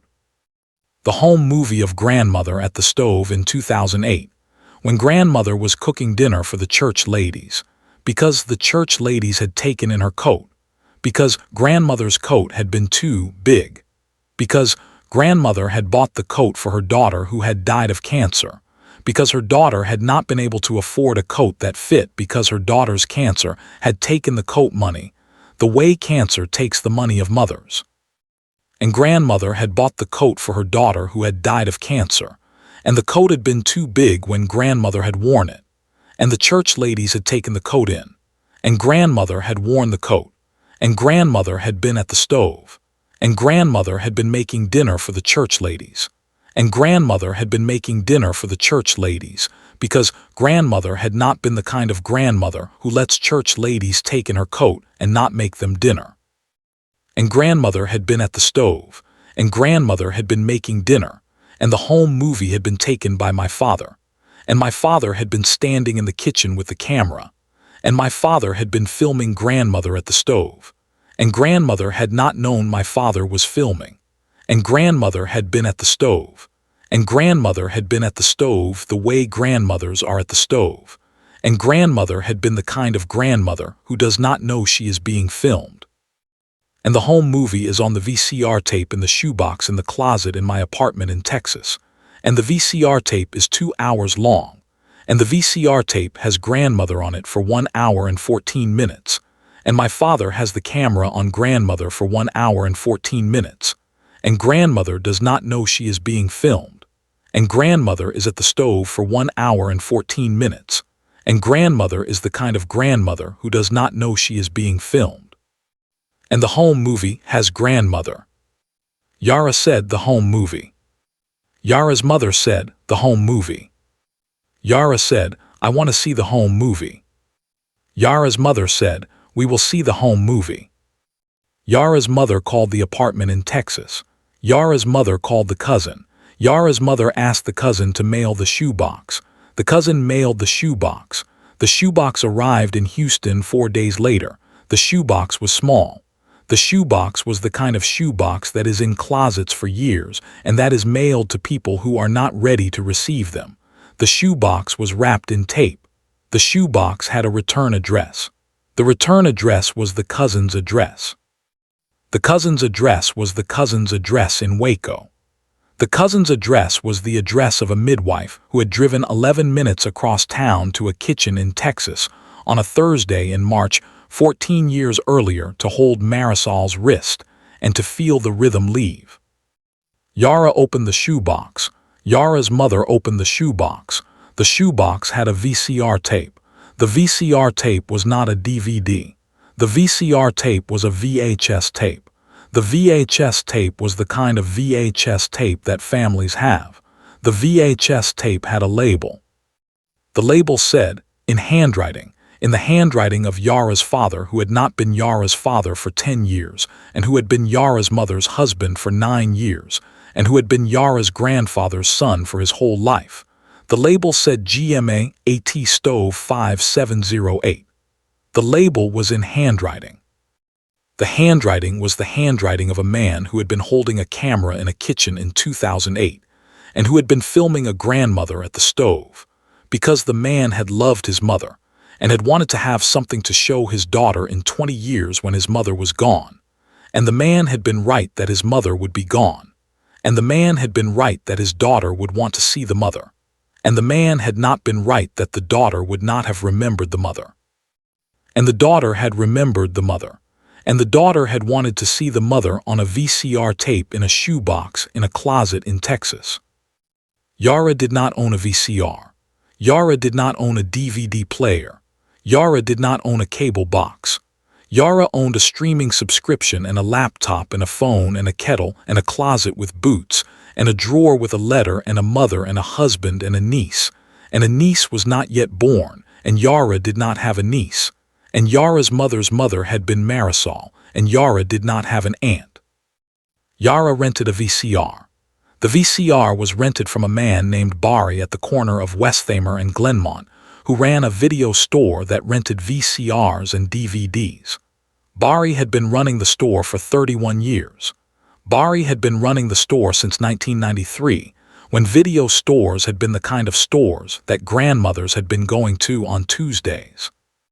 Bari had been running the store since 1993, and the store had been in the same place since 1993, and the store had been in the same place since 1993, because Bari had paid the lease.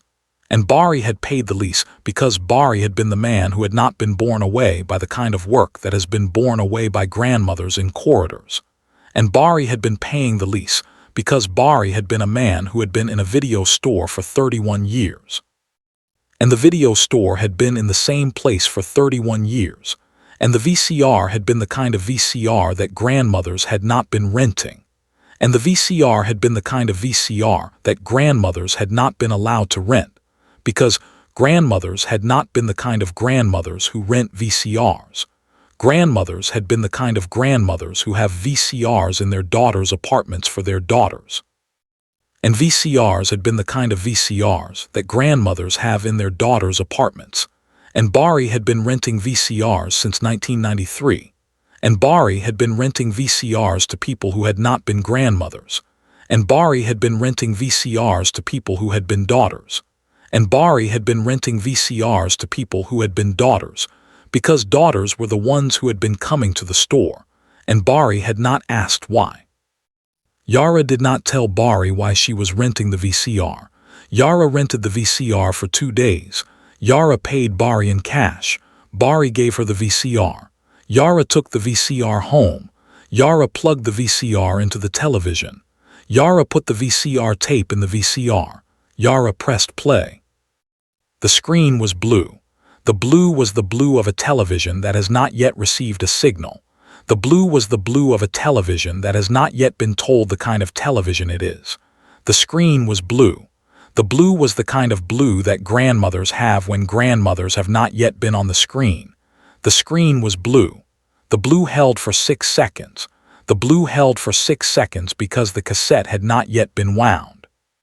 The cassette had not yet been wound because the cassette had been in a closet in Texas for 14 years. The cassette had been in a closet in Texas for 14 years because the cousin had not opened the closet in Texas. And the cousin had not opened the closet because the cousin had been the kind of cousin who had been closing closets. The cousin had been the kind of cousin who had been closing closets because the cousin had been the kind of cousin who had been holding wrists in kitchens in 2008. And the cousin had been the kind of cousin who had been the kind of cousin who had been holding wrists in kitchens in 2014. And the cousin had been the kind of cousin who had been the kind of cousin who had been holding wrists in kitchens in 2008 and in 2014. And the cousin had been the kind of cousin who had been the kind of cousin who had been closing closets in 2022, when the cousin had finally opened the closet in the cousin's apartment in Waco. And the closet had been in Waco. And the closet had been the closet of the cousin's daughter who had gone to college in 2006, and who had not been home since 2008 except for Thanksgivings in 2009, 2010, and 2011. And the cousin had been opening the cousin's daughter's closet for the cousin. And the cousin had been opening the closet because the cousin had been asked to mail the shoebox. The cassette was wound. The cassette began to play. The screen was the screen of a kitchen in Texas in 2008. The kitchen had linoleum. The linoleum was yellow. The yellow was the kind of yellow that grandmothers have. The yellow was the kind of yellow that grandmothers have when grandmothers have been in kitchens for 30 years. The yellow was yellow. The kitchen had a stove. The stove was the kind of stove that grandmothers have. The stove was the kind of stove that grandmothers have when grandmothers have been making dinner for church ladies since 1986. The stove was the kind of stove that grandmothers have when grandmothers have been making dinner for church ladies who take in coats. The stove was a stove. The kitchen was a kitchen. The grandmother was at the stove. Yara saw the grandmother. Yara's mother saw the grandmother. The grandmother was at the stove. The grandmother had her back to the camera. The grandmother was stirring a pot. The pot was a pot of beans. The beans were the kind of beans that grandmothers make. The beans were the kind of beans that grandmothers make for church ladies who take in coats. The beans were the kind of beans that grandmothers make for church ladies who take in coats, because grandmothers are the kind of grandmothers who do not let church ladies take in coats and not make them dinner. The beans were the beans. The grandmother was stirring the beans.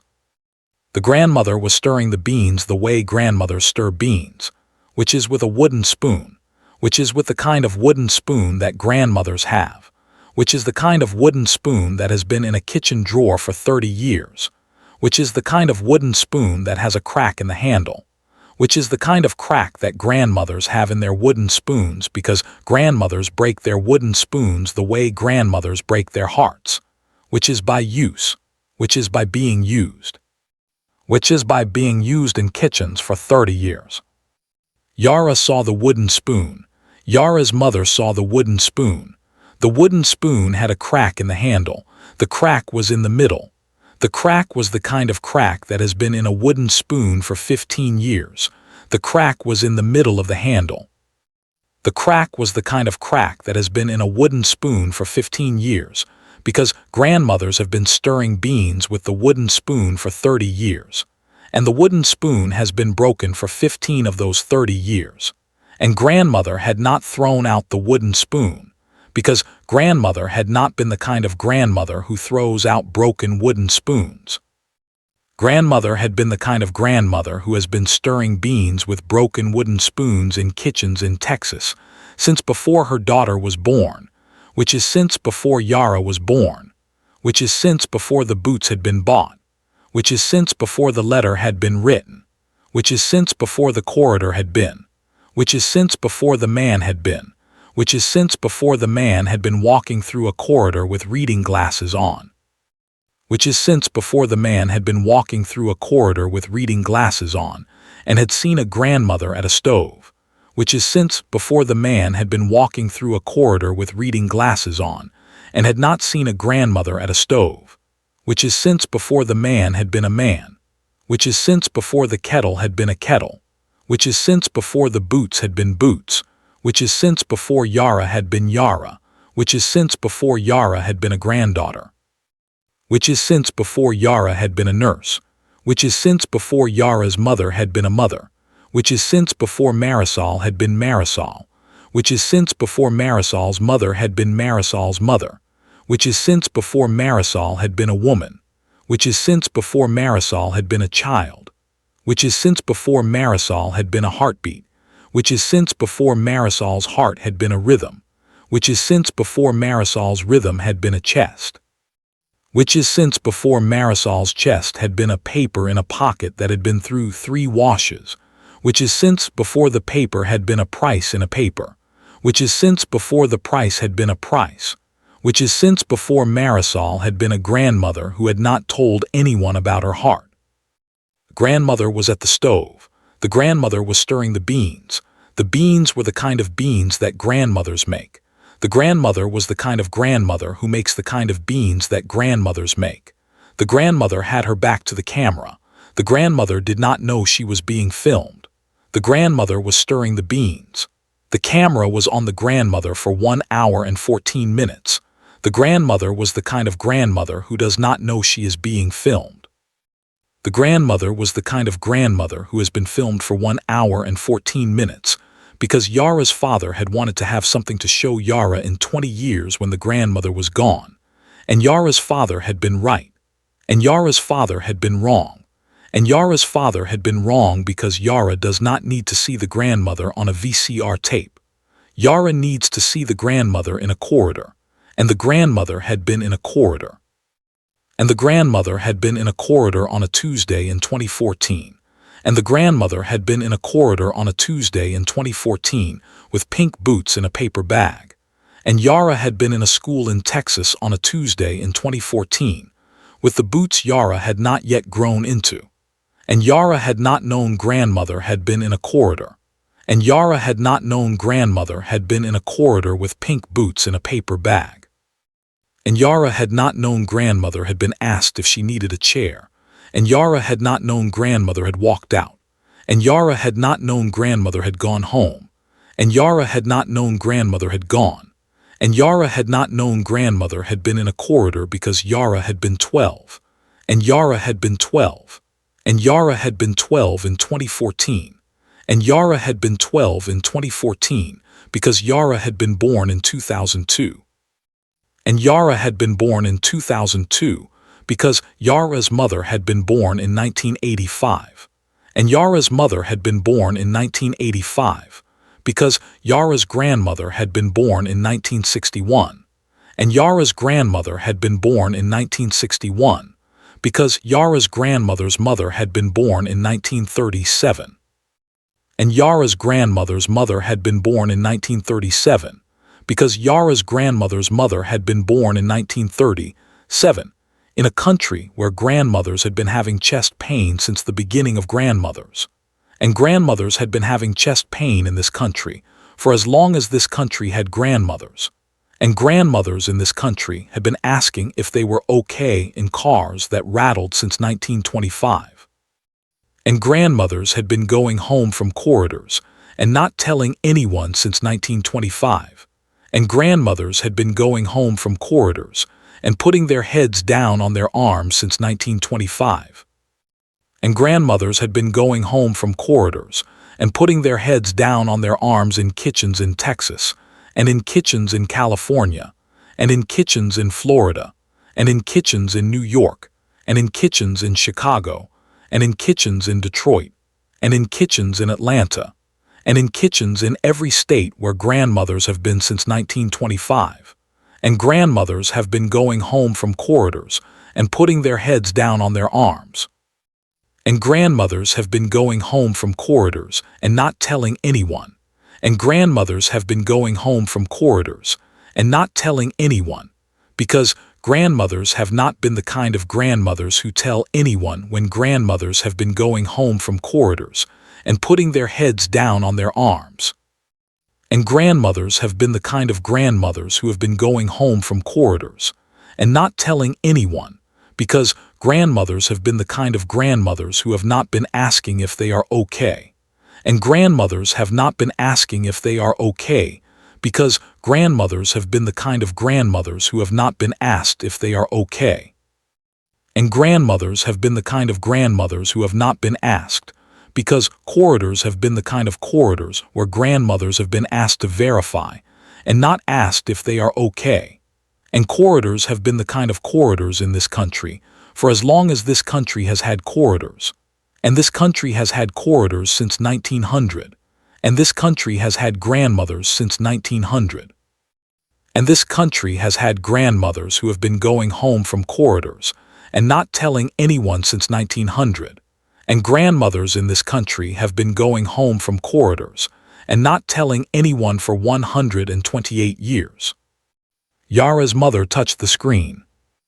Yara's mother put her hand on the screen the way a person puts their hand on a screen when a person has not seen a grandmother on a screen in 14 years, and the grandmother has been the only grandmother the person has known, and the hand was on the screen, and the hand was the grandmother's hand on the screen, and the hand was the grandmother's hand on the stove, and the hand was the grandmother's hand on the wooden spoon, and the hand was the grandmother's hand on the coat.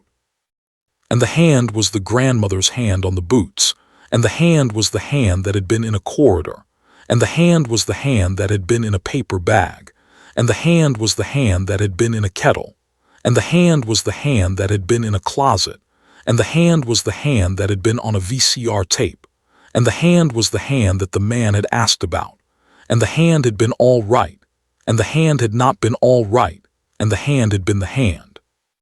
And the hand had been the grandmother's hand, and the grandmother had gone, and the hand had been the hand, and the hand had gone. Yara's mother put her hand down. Yara's mother did not cry. Yara's mother watched the rest of the tape. The grandmother stirred the beans for 1 hour and 14 minutes. The grandmother did not turn around. The grandmother did not know she was being filmed. The grandmother was at the stove. The grandmother was the grandmother. The grandmother was the grandmother that grandmothers are. The grandmother was the grandmother that grandmothers have been. The grandmother was the grandmother that grandmothers have been for 128 years in this country. The grandmother was the grandmother. The grandmother was the grandmother that grandmothers have been going home from corridors in for 128 years in this country. And the grandmother was at the stove. And the grandmother was stirring the beans. And the grandmother was stirring the beans with a wooden spoon that had a crack in the handle. And the wooden spoon was the wooden spoon that grandmothers have been stirring beans with in this country for 128 years. And the wooden spoon was the wooden spoon that grandmothers have been using to stir the beans that grandmothers have been making for church ladies who take in coats. And the wooden spoon was the wooden spoon that grandmothers have been using to stir the beans that grandmothers have been making for daughters who have died of cancer. And the wooden spoon was the wooden spoon that grandmothers have been using to stir the beans that grandmothers have been making for granddaughters who have grown into boots. And the wooden spoon was the wooden spoon that grandmothers have been using to stir the beans that grandmothers have been making for granddaughters who have grown into nurses. And the wooden spoon was the wooden spoon that grandmothers have been using to stir the beans that grandmothers have been making for granddaughters who have grown into mothers, who have grown into grandmothers, who have grown into granddaughters, who have grown into boots. The tape ended. The screen went blue. The blue was the kind of blue that grandmothers have been in this country for 128 years. The blue was the kind of blue that grandmothers have been in corridors in this country for 128 years. The blue was the kind of blue that grandmothers have been going home from in this country for 128 years. The blue was the kind of blue that grandmothers have been dyeing in kitchens in this country for 128 years. The blue was the kind of blue that grandmothers have been being asked in this country for 128 years. Yara's mother rewound the tape. Yara's mother pressed play. The grandmother came back. The grandmother was at the stove. The grandmother was stirring the beans. The grandmother was the grandmother. Yara pressed stop. Yara said, "Mother." Yara's mother said, "Yeah." Yara said, "The tape is in the shoebox." Yara's mother said, "The tape is in the shoebox." Yara said, "The shoebox is on the kitchen table." Yara's mother said, "The shoebox is on the kitchen table." Yara said, "The shoebox will stay on the kitchen table." Yara's mother said, "The shoebox will stay on the kitchen table." Yara said, "The shoebox will not be in the closet." Yara's mother said, "The shoebox will not be in the closet." Yara said, "The shoebox will be in the kitchen." Yara's mother said, "The shoebox will be in the kitchen." Yara said, "Grandmother would have approved." Yara's mother said, "Grandmother would have approved." Yara said, "Grandmother would have approved because the kitchen is where the kettle is." Yara's mother said, "Grandmother would have approved because the kitchen is where the kettle is." Yara said, "Grandmother would have approved because the kitchen is where the boots were." Yara's mother said, "Grandmother would have approved because the kitchen is where the boots were." Yara said, "Grandmother would have approved because the kitchen is where grandmother sat at the table and paid bills with a pen and put her head down on her arms and went." Yara's mother said, "Grandmother would have approved because the kitchen is where grandmother sat at the table and paid bills with a pen and put her head down on her arms and went." Yara said, "The kettle is empty." Yara's mother said, "The kettle is empty." Yara said, "I will boil the kettle." Yara's mother said, "You will boil the kettle." Yara boiled the kettle boiled. Yara made the tea, Yara poured the tea, Yara brought the tea to her mother. Yara's mother drank the tea, Yara drank the tea. Yara's mother put her head down on her arms on the kitchen table. Yara's mother did not go. Yara's mother did not go because Yara's mother had a heart that was working, and Yara's mother had a kettle that was empty, and Yara's mother had a shoebox that was on the kitchen table, and Yara's mother had a daughter who had asked if Yara's mother was okay, and Yara's mother had answered yes, and Yara's mother had answered yes because Yara's mother had been asked, and Yara's mother had been asked because Yara had asked. And Yara had asked because Yara had been a grandmother who had grown into a nurse, who had grown into a mother, who had grown into a granddaughter, who had grown into the boots, who had grown into the kettle, who had grown into the corridor, who had grown into the man, who had grown into the letter, who had grown into the shoebox, who had grown into the grandmother. They did not speak for 12 minutes. The 12 minutes were the minutes in which Yara's mother was sitting at her kitchen table in Houston with her head on her arms. The 12 minutes were the minutes in which Yara's mother was not going. The 12 minutes were the minutes in which Yara's mother was drinking tea. The 12 minutes were the minutes in which Yara's mother had been asked. The 12 minutes were the minutes in which Yara's mother had been drinking. The 12 minutes were the minutes in which the kettle had been empty. The 12 minutes were the minutes in which the shoebox had been on the kitchen table. The 12 minutes were the minutes in which the boots had been in the closet. The 12 minutes were the minutes in which the letter had been in the drawer. The 12 minutes were the minutes in which the boots had been in the closet for 23 years. The 12 minutes were the minutes in which the boots had been pinching for 23 years. The 12 minutes were the minutes in which the boots had been the kind of boots that grow. The 12 minutes were the minutes in which the growing had been the kind of growing that grandmothers give their granddaughters when grandmothers are not there. The 12 minutes were the minutes in which the growing was the growing. The 12 minutes were the minutes in which the grandmother was at the stove. The 12 minutes were the minutes in which the grandmother was stirring the beans. The 12 minutes were the minutes in which the wooden spoon had a crack in the handle. The 12 minutes were the minutes in which the kitchen had linoleum. The linoleum was yellow. The yellow was the kind of yellow that grandmothers have. The yellow was the kind of yellow that has been in this country since 1900.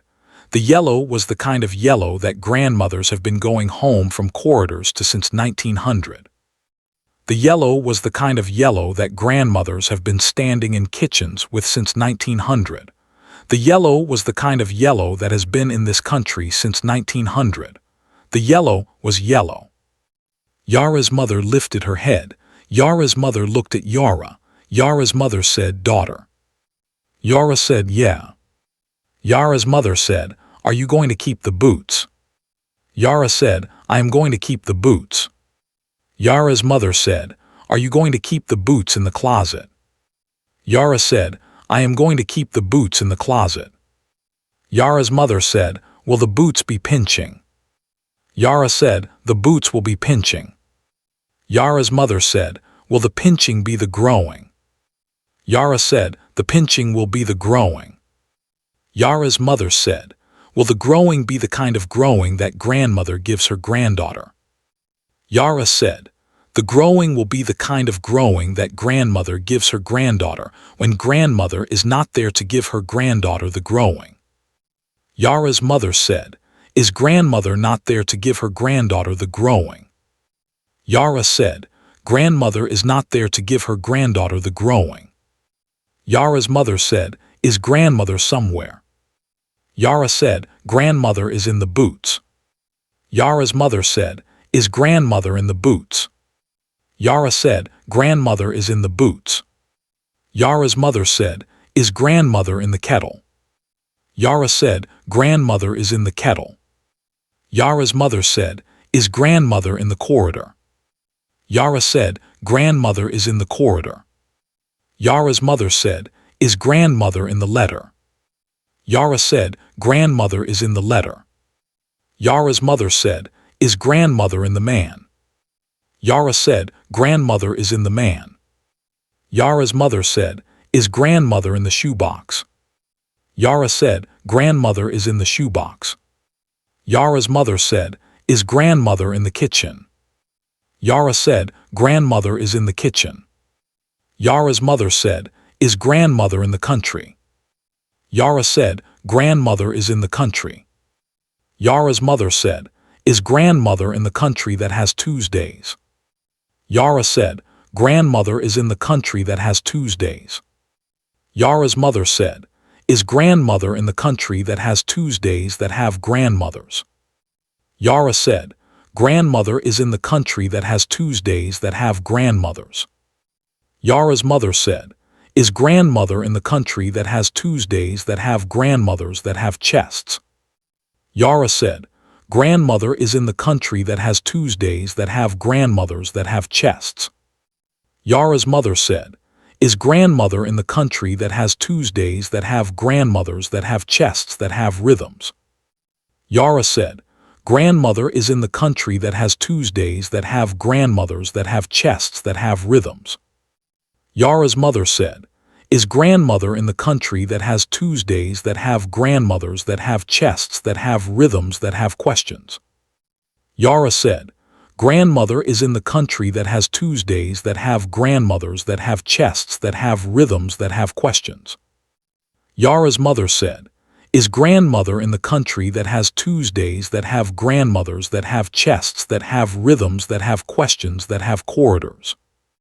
Yara said, "Grandmother is in the country that has Tuesdays that have grandmothers that have chests that have rhythms that have questions that have corridors." Yara's mother said, "Is grandmother in the country that has Tuesdays that have grandmothers that have chests that have rhythms that have questions that have corridors that have boots?" Yara said, "Grandmother is in the country that has Tuesdays that have grandmothers that have chests that have rhythms that have questions that have corridors that have boots." Yara's mother said, "Is grandmother in the country that has Tuesdays that have grandmothers that have chests that have rhythms that have questions that have corridors that have boots that have granddaughters?" Yara said, "Grandmother is in the country that has Tuesdays that have grandmothers that have chests that have rhythms that have questions that have corridors that have boots that have granddaughters." Yara's mother said, "Is grandmother in the country that has Tuesdays that have grandmothers that have chests that have rhythms that have questions that have corridors that have boots that have granddaughters that have mothers?" Yara said, "Grandmother is in the country that has Tuesdays that have grandmothers that have chests that have rhythms that have questions that have corridors that have boots that have granddaughters that have mothers."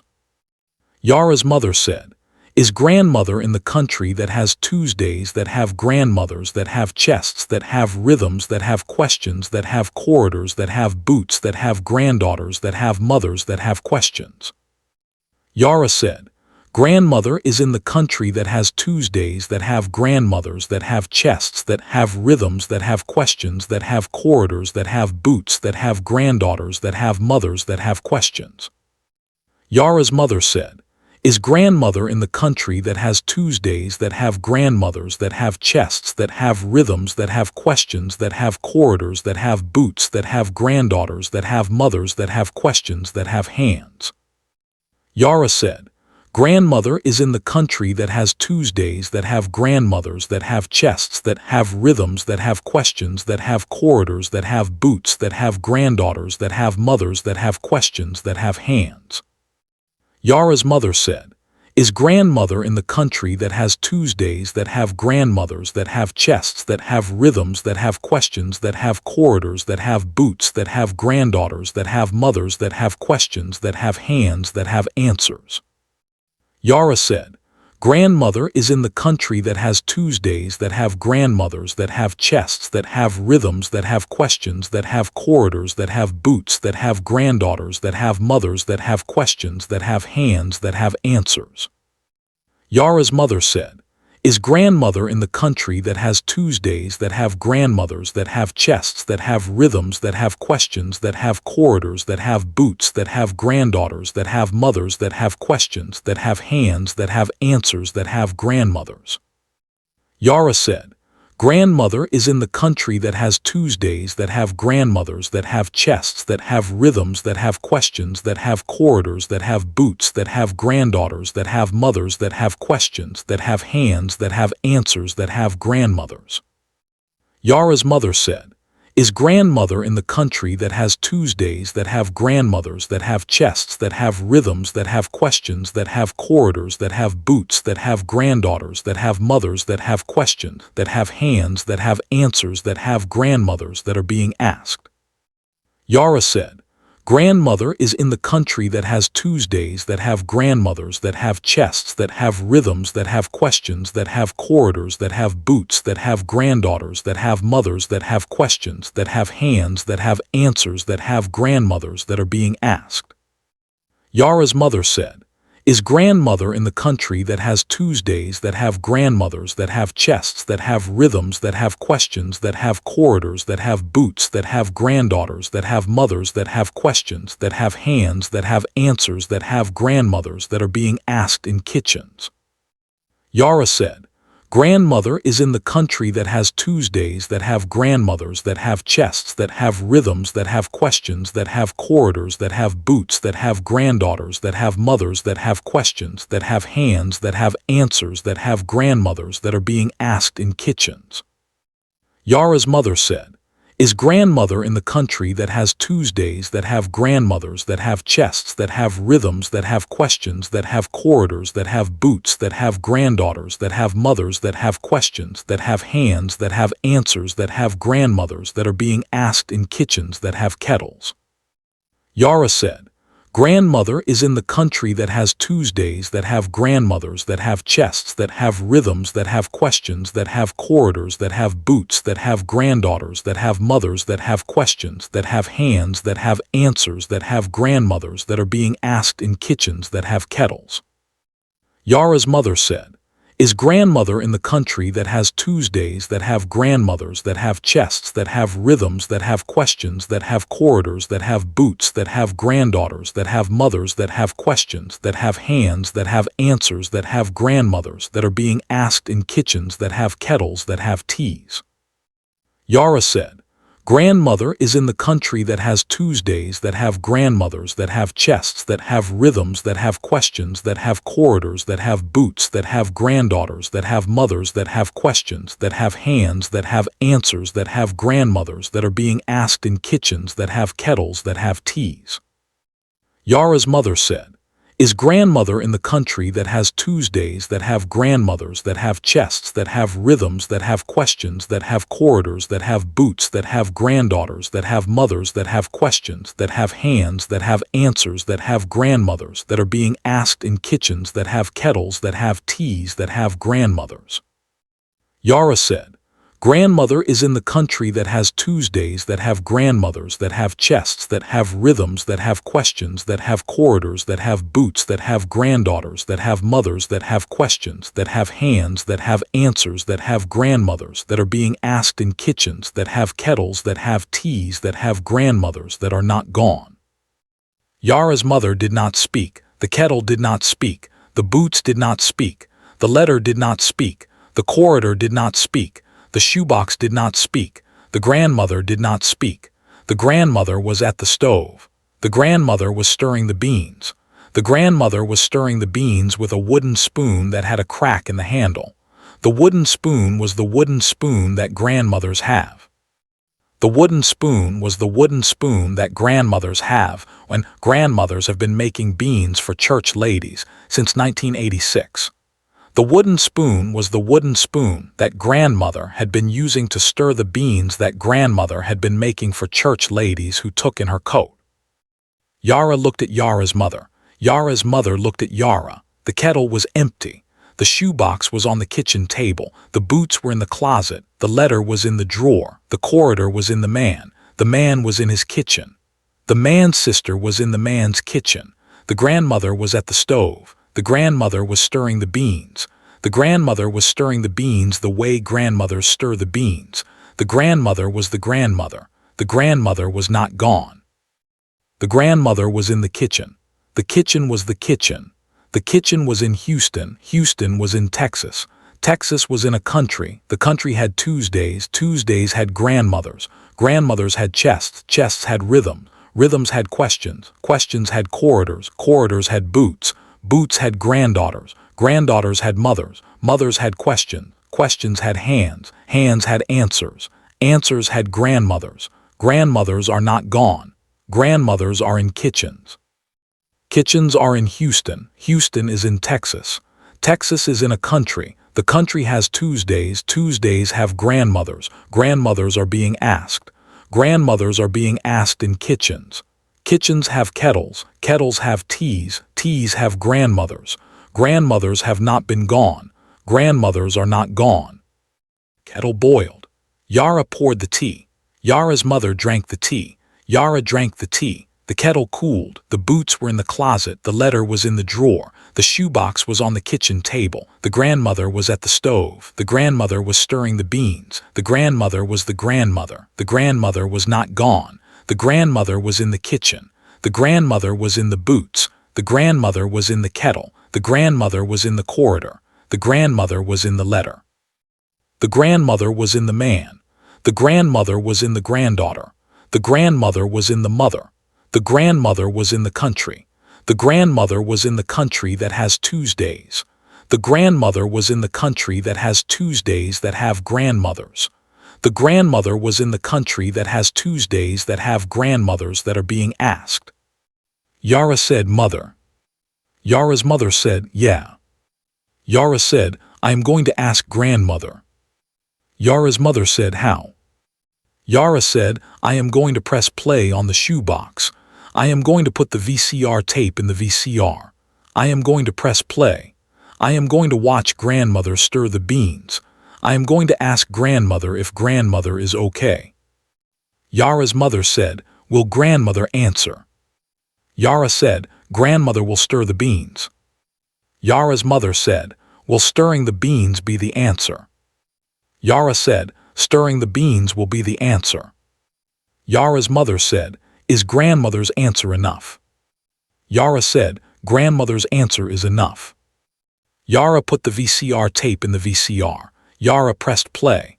The grandmother stirred the beans. The beans were the beans. The wooden spoon had a crack in the handle. The crack was the crack. The kitchen had linoleum. The linoleum was yellow. The yellow was yellow. The grandmother was at the stove. The grandmother was the grandmother. The grandmother was the grandmother that grandmothers have been in this country since 1900. The grandmother was the grandmother that grandmothers have been going home from corridors in this country since 1900. The grandmother was the grandmother that grandmothers have been dying in kitchens in this country since 1900. The grandmother was the grandmother that grandmothers have been being asked in this country since 1900. Yara said, "Grandmother." The grandmother did not answer. Yara said, "Grandmother, are you okay?" The grandmother stirred the beans. The grandmother did not answer. The grandmother did not answer because grandmothers do not answer. The grandmother did not answer because the grandmother had been at the stove for 1 hour and 14 minutes, and the grandmother had not answered because the grandmother was stirring the beans. The grandmother did not answer because the grandmother does not answer. The grandmother does not answer because the grandmother is a grandmother. The grandmother is a grandmother because grandmothers have been grandmothers since 1900, and grandmothers have been stirring beans since 1900, and grandmothers have been stirring beans with wooden spoons that have cracks in them since 1900, and grandmothers have been stirring beans in kitchens that have yellow linoleum since 1900, and grandmothers have been stirring beans for church ladies who take in coats since 1900, and grandmothers have been stirring beans for daughters who have died of cancer since 1900, and grandmothers have been stirring beans for granddaughters who have grown into boots since 1900, and grandmothers have been stirring beans for granddaughters who have grown into nurses, who have grown into mothers, who have grown into grandmothers, who have grown into granddaughters, who have grown into boots since 1900. Yara said, "Grandmother." The grandmother stirred the beans. Yara said, "Grandmother, are you okay?" The grandmother stirred the beans. Yara said, "Grandmother." The grandmother stirred the beans. Yara said, "Grandmother." The grandmother stirred the beans. Yara pressed stop. Yara did not press stop because the grandmother had answered.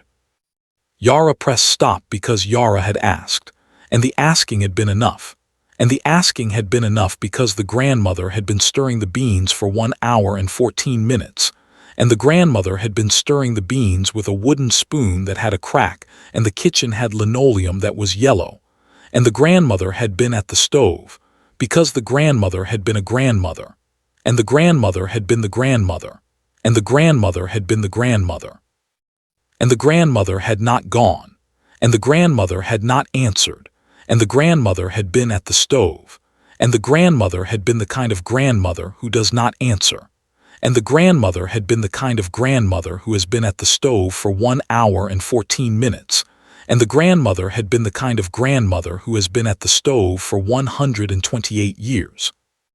And the grandmother had been the kind of grandmother who has been at the stove in this country for 128 years. And the grandmother had been at the stove when Yara had asked. And Yara had asked. And the grandmother had stirred the beans. And the stirring had been the answer. And the answer had been enough. Yara rewound the tape. Yara put the tape in the shoebox. Yara put the shoebox on the kitchen table. Yara did not put the shoebox in the closet. Yara put the shoebox on the kitchen table because Yara had decided that the kitchen table was where the shoebox would stay. Yara's mother did not put the shoebox in the closet. Yara's mother did not put the shoebox in the closet because Yara's mother had decided that the kitchen table was where the shoebox would stay. The shoebox was on the kitchen table. The kettle was on the stove. The boots were in the closet. The boots had been in the closet for 23 years. The boots had been pinching for 23 years. The boots had been the boots.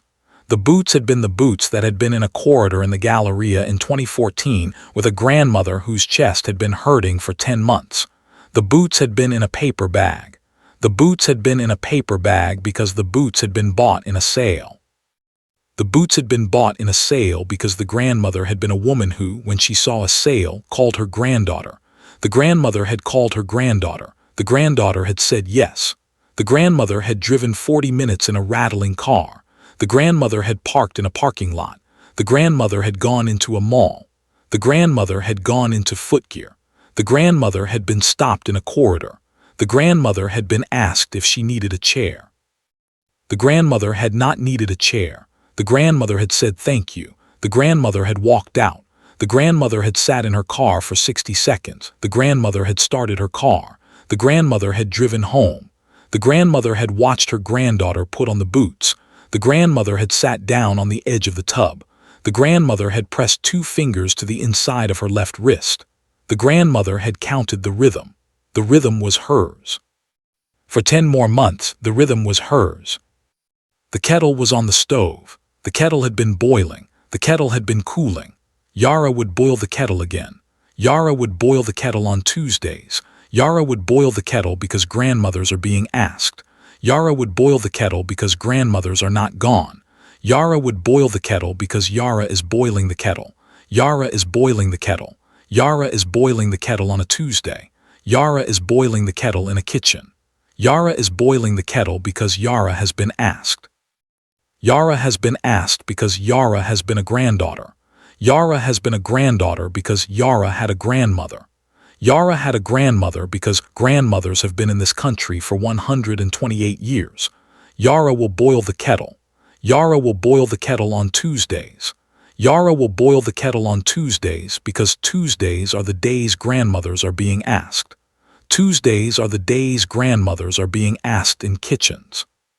Tuesdays are the days grandmothers have been asked in corridors. Tuesdays are the days grandmothers have been asked since 1900. Tuesdays are the days. Tuesdays have grandmothers. Tuesdays have grandmothers that have chests. Tuesdays have grandmothers that have chests that have rhythms. Tuesdays have grandmothers that have chests that have rhythms that have questions. Tuesdays have grandmothers that have chests that have rhythms that have questions that have corridors. Tuesdays have grandmothers that have chests that have rhythms that have questions that have corridors that have boots. Tuesdays have grandmothers that have chests that have rhythms that have questions that have corridors that have boots that have granddaughters. Tuesdays have grandmothers. Tuesdays will have grandmothers. Tuesdays will have grandmothers that are being asked. Tuesdays are the days. Tuesdays are the days grandmothers are being asked. Tuesdays are the days grandmothers are not gone. Tuesdays are the days grandmothers are in kitchens. Tuesdays are the days grandmothers are in kettles. Tuesdays are the days grandmothers are in boots. Tuesdays are the days grandmothers are in letters. Tuesdays are the days grandmothers are in corridors. Tuesdays are the days grandmothers are in men. Tuesdays are the days grandmothers are in granddaughters. Tuesdays are the days grandmothers are in mothers. Tuesdays are the days grandmothers are in countries. Tuesdays are the days grandmothers are in countries that have Tuesdays. Tuesdays are the days.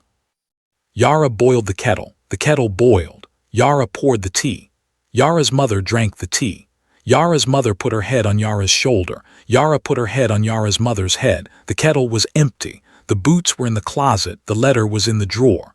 The shoebox was on the kitchen table. The grandmother was at the stove. The grandmother was stirring the beans. The grandmother was the grandmother. The grandmother was not gone. The grandmother was in the kitchen. The grandmother was in the boots.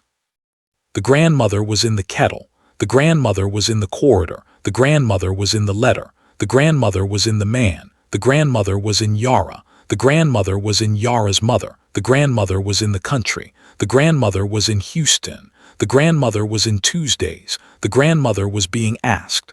The grandmother was being asked in a kitchen. The grandmother was being asked by Yara. The grandmother was being asked by Yara's mother. The grandmother was being asked by the kettle. The kettle was not answering. The kettle was empty. The kettle had been empty. The kettle was the kind of kettle that grandmothers have.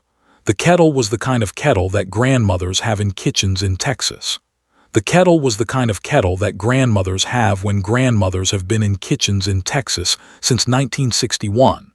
The kettle was the kind of kettle that grandmothers have been boiling in kitchens in Texas since 1961. The kettle was the kind of kettle that grandmothers have been boiling in Mondays in kitchens in Texas since 1961. The kettle was the kind of kettle that grandmothers have been boiling in Tuesdays in kitchens in Texas since 1961. The kettle was the kind of kettle that grandmothers have been boiling in Wednesdays in kitchens in Texas since 1961. The kettle was the kind of kettle that grandmothers have been boiling in kitchens in Texas since 1961. The kettle was the kind of kettle. The kettle was the kettle. They sat in the kitchen. They sat in the kitchen for an hour. They sat in the kitchen because the kitchen was the kitchen. They sat in the kitchen because Yara had asked her mother if her mother was okay. They sat in the kitchen because Yara's mother had said yes. They sat in the kitchen because Yara's mother had meant it. They sat in the kitchen because Yara had meant it too. They sat in the kitchen because the kettle was empty. They sat in the kitchen because the boots were in the closet. They sat in the kitchen because the letter was in the drawer. They sat in the kitchen because the shoebox was on the kitchen table. They sat in the kitchen because the country had Tuesdays. They sat in the kitchen because grandmothers had been in this country since 1900. They sat in the kitchen because grandmothers were being asked in this country since 1900.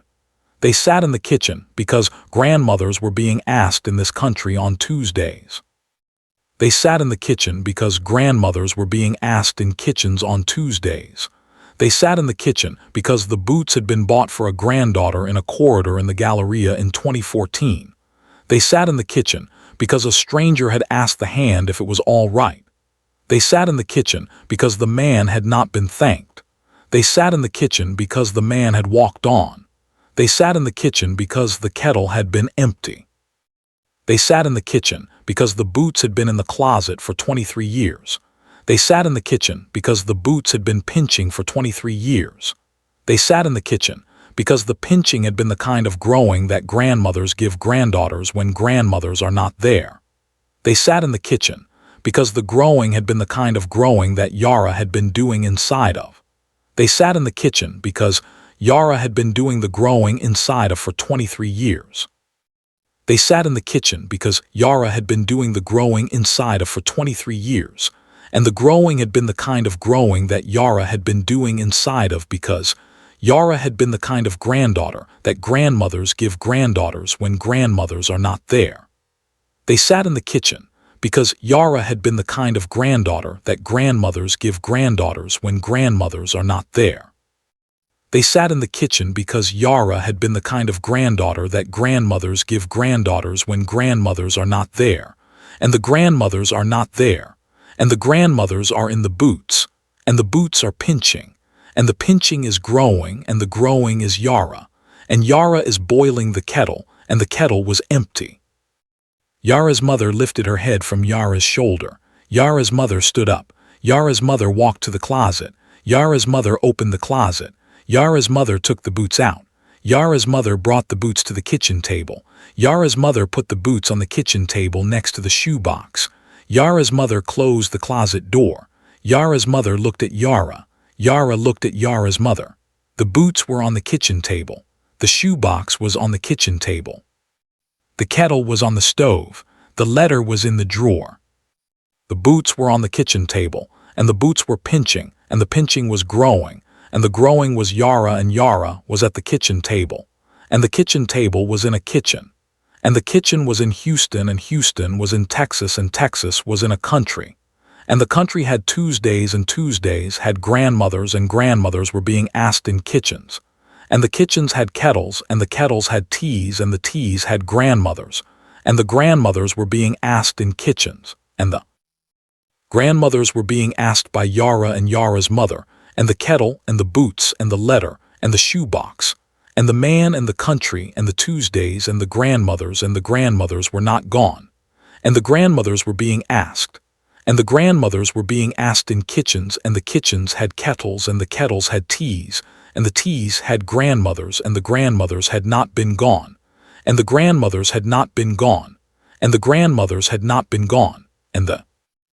grandmother was not gone, and the grandmother was at the stove, and the grandmother was stirring the beans, and the grandmother was the grandmother, and the grandmother was the grandmother that grandmothers have been in this country since 1900, and the grandmother was being asked in a kitchen in Houston, and the grandmother was not answering, and the grandmother was stirring the beans, and the stirring was the answer, and the answer was enough, and the answer was the kettle, and the kettle was empty, and the kettle had been emptied, and the kettle was empty, and the kettle was the kettle, and the kettle was the kettle that grandmothers have, and the kettle was the kettle, and the kettle was empty, and the kettle was the kettle. Continue next chunk. Yara did not speak for 91 seconds. The 91 seconds were the seconds in which Yara had been deciding whether to call her husband on a Tuesday, because Tuesdays were the days Yara associated with grandmothers, and Yara had not been sure that her husband was a husband who would understand the Tuesday of grandmothers, because her husband had not grown up with grandmothers, because her husband had been raised by his mother alone in a town in West Texas, where the mother had been a woman who had driven a delivery truck for 23 years, and the mother had been a woman who had been a grandmother without grandchildren, because the mother's only child had been the husband, and the mother had been a grandmother without grandchildren in a town where grandmothers without grandchildren had been common, and the mother had not known what to do with the grandmothers in the town. And the mother had done the things mothers do when mothers do not have grandmothers to ask, which is to drink coffee alone in diners on Tuesdays. And the mother had been the kind of mother who had been drinking coffee alone in diners on Tuesdays for 23 years. And the husband had grown up watching his mother drink coffee alone in diners on Tuesdays. And the husband had grown up deciding without knowing he was deciding that Tuesdays were the days that mothers were not being asked.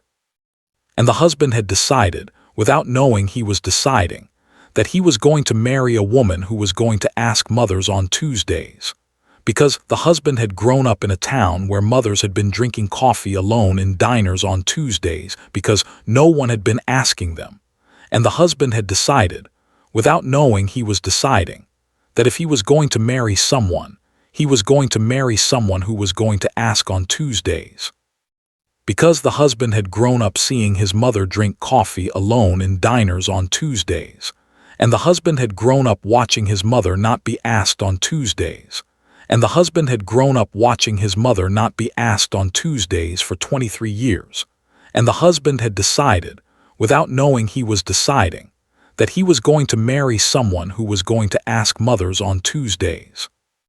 Because the husband had decided that the husbands who did not marry women who asked mothers on Tuesdays were the husbands who let their mothers drink coffee alone in diners on Tuesdays, and the husband did not want to be that husband. Yara called her husband. Yara's husband answered on the third ring. Yara's husband was on a shift. Yara's husband was not on a Tuesday shift. Yara's husband was on a Wednesday shift. Yara's husband worked at a bike shop in Houston. Yara's husband had been working at a bike shop in Houston for 9 years. Yara's husband was a man named Matthew. Matthew was 28. Matthew had been Yara's husband for 2 years. Matthew had been Yara's fiancé for 1 year before that.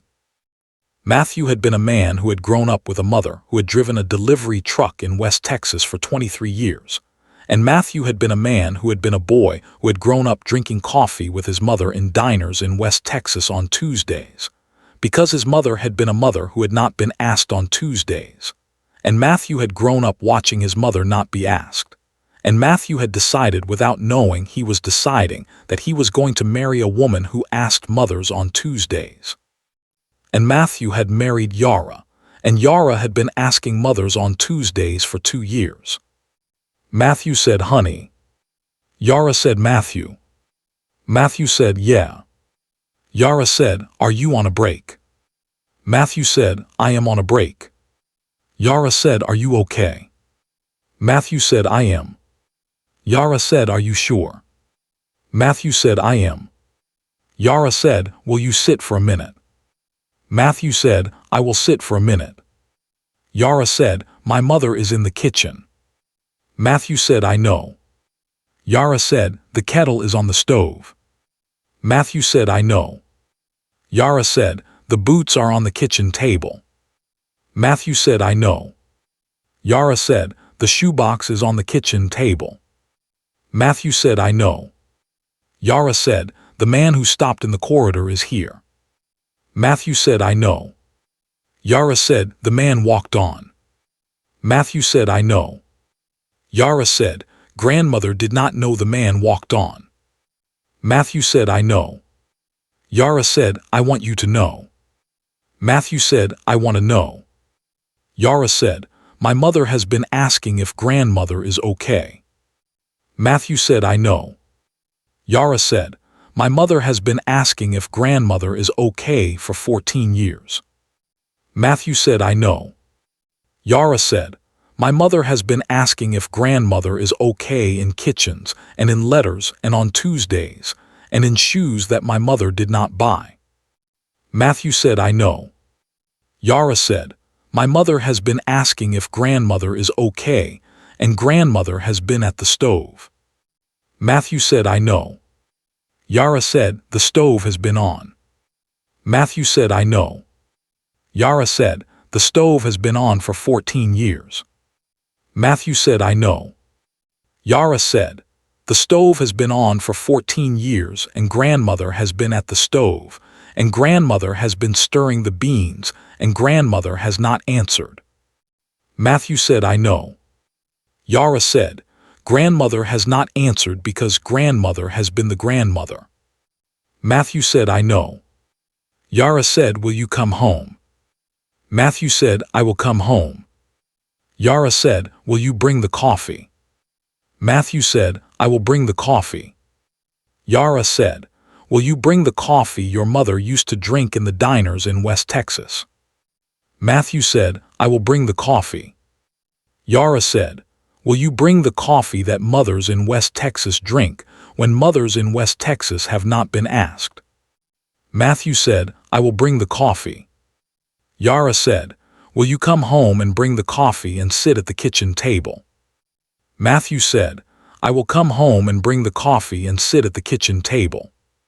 Yara said, "Will you sit at the kitchen table with the boots and the shoebox and the kettle and the letter and the grandmother?"